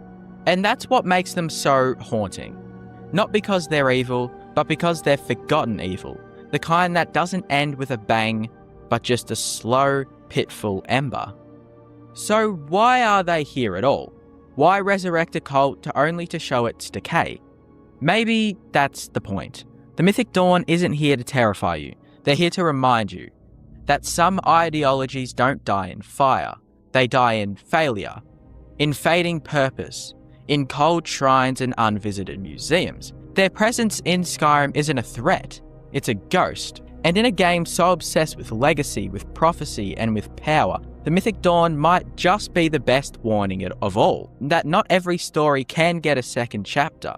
There's something quietly unsettling about how often the Mythic Dawn symbol still shows up in Skyrim, however. You'll find it burned into old banners, engraved in books, worn on amulets that have no magical use, no stats, and just presence. You can't interact with it, can't use it, it's just there. The rising sun over a bloody horizon, a mark of the Fourth Era's most infamous cult, still visible 2 centuries after its fall, almost like a scar that can't even heal. What's disturbing isn't that it remains, it's that no one talks about it. NPCs don't recognize it, guards don't react. Even Silas, who surrounds himself with the remnants of the cult, never truly explains what the symbol means. It's one of the only visual motives in Skyrim that has such a deep history, but zero in-game explanation, no codex, no glossary entry, no loading screen tips. It's just a glyph tied to apocalypse, left hanging in caves and museums as if it's no different than a moth wing or a Dwemer gear. And that silence, well, it's deafening, because it reminds you that some horrors don't end in fire, They fade. They become decoration, forgotten relics of people who once thought they could reshape the world with daggers and dreams, but ultimately couldn't. And now it's just reduced to symbols that just sit there watching and watching over and over again. The razor is one of the strongest weapons in Skyrim. It has a chance to kill instantly, no matter the target. It's powerful, but it's not symbolic anymore. There's no ritual attached to its use, no reputation. It's just a weapon you got from a dead man's obsession. And that's the perfect metaphor for the mythic Dawn in Skyrim, a cult that once shook the world, reduced to a side quest with an optional reward. No purpose, no legacy, just a name, just a relic, and just a whisper in the snow. Skyrim is full of groups trying to be remembered. The Stormcloaks fight for history, the Thieves Guild fight for relevance, the College of Winterhold fights for prestige, but the Mythic Dawn, they're not fighting anymore. They're waiting for Dagon to speak again, for Cameron's paradise to return, for the world to burn, but the world just moved on. And maybe that's the saddest thing of all. Not that they failed, not that they were evil, but that they waited, and no one was watching at all. Skyrim is a land defined by diversity. From the frosted peaks of the Pale to the golden marshes of the Rift, every race of Tamriel finds some foothold in this frozen north. Nords call it home, Imperials claim its roads, Dunmer fill its grey quarters, Khajiit roam its borders, and Argonians labour in its shadows. It is, in many ways, a microcosm of the Empire's reach, a melting pot of peoples drawn together by war, trade, and prophecy. Yet, amid all that life and struggle, there is a peculiar absence. For all of its cities, caves, ruins, and villages, there is one race that simply doesn't exist anymore in Skyrim. A race once so powerful that their disappearance reshaped the continent, and whose echoes still hum beneath the mountains. No other race in Tamriel has vanished so completely. Their cities remain, their machines still stir, and yet not one living soul of their kind walks the earth. Skyrim remembers them not as ancestors, but as ghosts of metal and stone. The Dwemer were not like the Nords or the Dunmer. They were not warriors or mystiques, not farmers or priests. They were engineers, philosophers, and atheists. People whose god was reason itself. They called themselves Dwemer, meaning people of the deep. To the Nords, they were the Deep Elves, an ancient branch of the elven races who sought not divine favour, but divine understanding. Their cities tunnelled into the roots of Skyrim's mountains, vast labyrinths powered by magma and mystery. While other races built in wood and stone, the Dwemer built in brass and steam. Their ruins are filled with whirring machines, pressure valves, and ancient gears that still turn after thousands of years. These mechanical sentients, dwarven automatons, guard the secrets of their makers, long after the makers themselves turn to dust. The irony of the Dwemer's absence is that they are everywhere. Their architecture defines Skyrim's underworld. Their machines patrol its ruins. You can almost feel their presence in every hiss of steam, every echoing clang of metal deep below the earth. And yet, not one of them remains alive to claim it. The Dwemer's disappearance is one of the greatest mysteries not only of Skyrim, but of all Nirn. At the height of their power during the First Era, they were the most advanced civilization in existence. Their cities glowed with light, their knowledge rivaled that of gods, and their understanding of tonal architecture, the use of sound and vibration to shape reality, was unmatched. But in a single unrecorded moment, they vanished. Not killed, not conquered or erased. They were just gone. Every Dwemer across all of Tamriel gone in an instant. The cause of their disappearance centres on one thing: their chief tonal architect, and his work with the heart of Lorcan, the divine organ torn from the god who created the mortal world. He believed he could use the heart to transcend morality itself, to give his people eternal existence without the burden of divine subservience. The result was probably annihilation. In one fatal experiment beneath Red Mountain, the Dwemer simply ceased to exist. Their bodies did not decay, their souls did not ascend. They left no corpses, only armor lying empty on the ground. Only one being survived, Yargrim, a Dwemer engineer who was absent in another realm during the disappearance. When he returned, he found himself utterly alone, the last of his kind. His body began to rot, his mind to falter, and his name became synonymous with extinction. When the Dwemer vanished, the world didn't cheer, it shuddered. Their disappearance left entire economies and ecosystems in chaos. The Nords lost their trading partners. Even the Daedra, it said, took note of the silence. Skyrim's mountains became graveyards. Miners who stumbled upon Dwemer ruins whispered of noises that shouldn't be there. Machines still moving, chambers that breathe, and lights that flickered in rooms that should have been dead. The Dwemer were gone, but their world refused to stop functioning. Perhaps that's what makes their absence so chilling.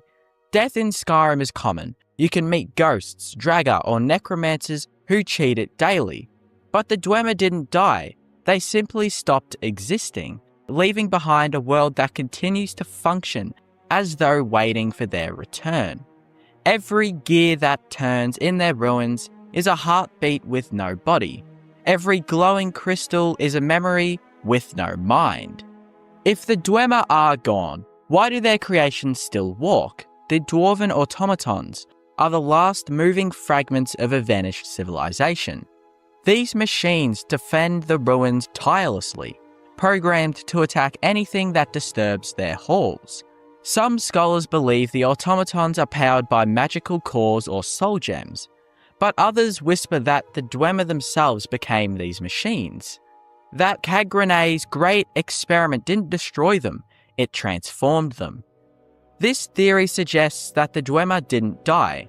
They exist within these machines, their consciousness distributed through the humming veins of their cities. Every centurion is a fragment of a collected soul, a mechanical echo of godless people. It's an idea both beautiful and terrifying, a race that saw immortality and found it in metal and fire, condemned to wander their halls forever as hollow echoes of their former selves. When the Dragonborn descends into a Dwemer ruin, it's not just exploration, it's intrusion. You're walking through a graveyard that still breathes. The Dwemer's faith, or lack thereof, was their defining trait. They rejected gods, Daedra and Aedra alike, believing that divinity was an illusion born of mortal ignorance. To them, the gods were not omnipotent beings, but powerful entities bound by the same rules of reality as mortals. Through study and reason, they believed these mortals could ascend to the same level or surpass it entirely. It was this ambition that led Cagrene to the heart of Lorcan. The Dwemer wanted not to serve the divine, but to become divine on their own terms. Their philosophy was cold, precise, and merciless. Where the Nords had myth and mead, the Dwemer had logic and mathematics. Their temples were not houses of worship, but laboratories. Their priests were not prophets, but scientists. It's a vision of the world utterly devoid of comfort. No gods, no afterlife, only the endless pursuit of knowledge. Perhaps in their arrogance they found what they sought, a form of transcendence beyond mortal comprehension. Or perhaps they simply made themselves nothing at all. So why call the Dwemer the race that doesn't exist? Because they are both gone and present. Their absence is visible, their influence is tangible. They are the ghosts of progress, haunting Skyrim's mountains with the hum of their forgotten machines. Every adventurer who delves into a Dwemer ruin feels it, the sense that something is watching, measuring, and calculating. The ruins feel alive because in some strange way, they are. No other race in Skyrim evokes that same paradox. The Nords dominate its surface, The Dunmer thrive in exile, the Argonians endure in bondage. But only the Dwemer exist as both memory and mechanism. They are proof that power leaves traces long after life is gone. In the end, the Dwemer's absence is not a tragedy, it's a warning. Their cities still hum, their constructions still kill, their brilliance still blinds. But no laughter echoes through those halls, no warmth glows from their forges. The Dwemer proved that gods can be denied, but they also proved that in doing so, one risks becoming less than mortal. They sought eternity and found oblivion. And in Skyrim, where every race struggles to survive the cold, perhaps the greatest miracle is not immortality, but simply still being here. Because beneath the snow and stone, the Dwemer wait, not as ghosts, but as a memory the world refuses to let die. The only race that doesn't exist in all of Skyrim, because they were too clever to live. What makes a place truly forgotten in Skyrim isn't whether it's hidden on the map or difficult to reach. It's whether the world and the player eventually stop thinking about it. Some of these places are incredibly detailed. They have unique atmospheres, strong lore, memorable designs, even entire stories attached to them.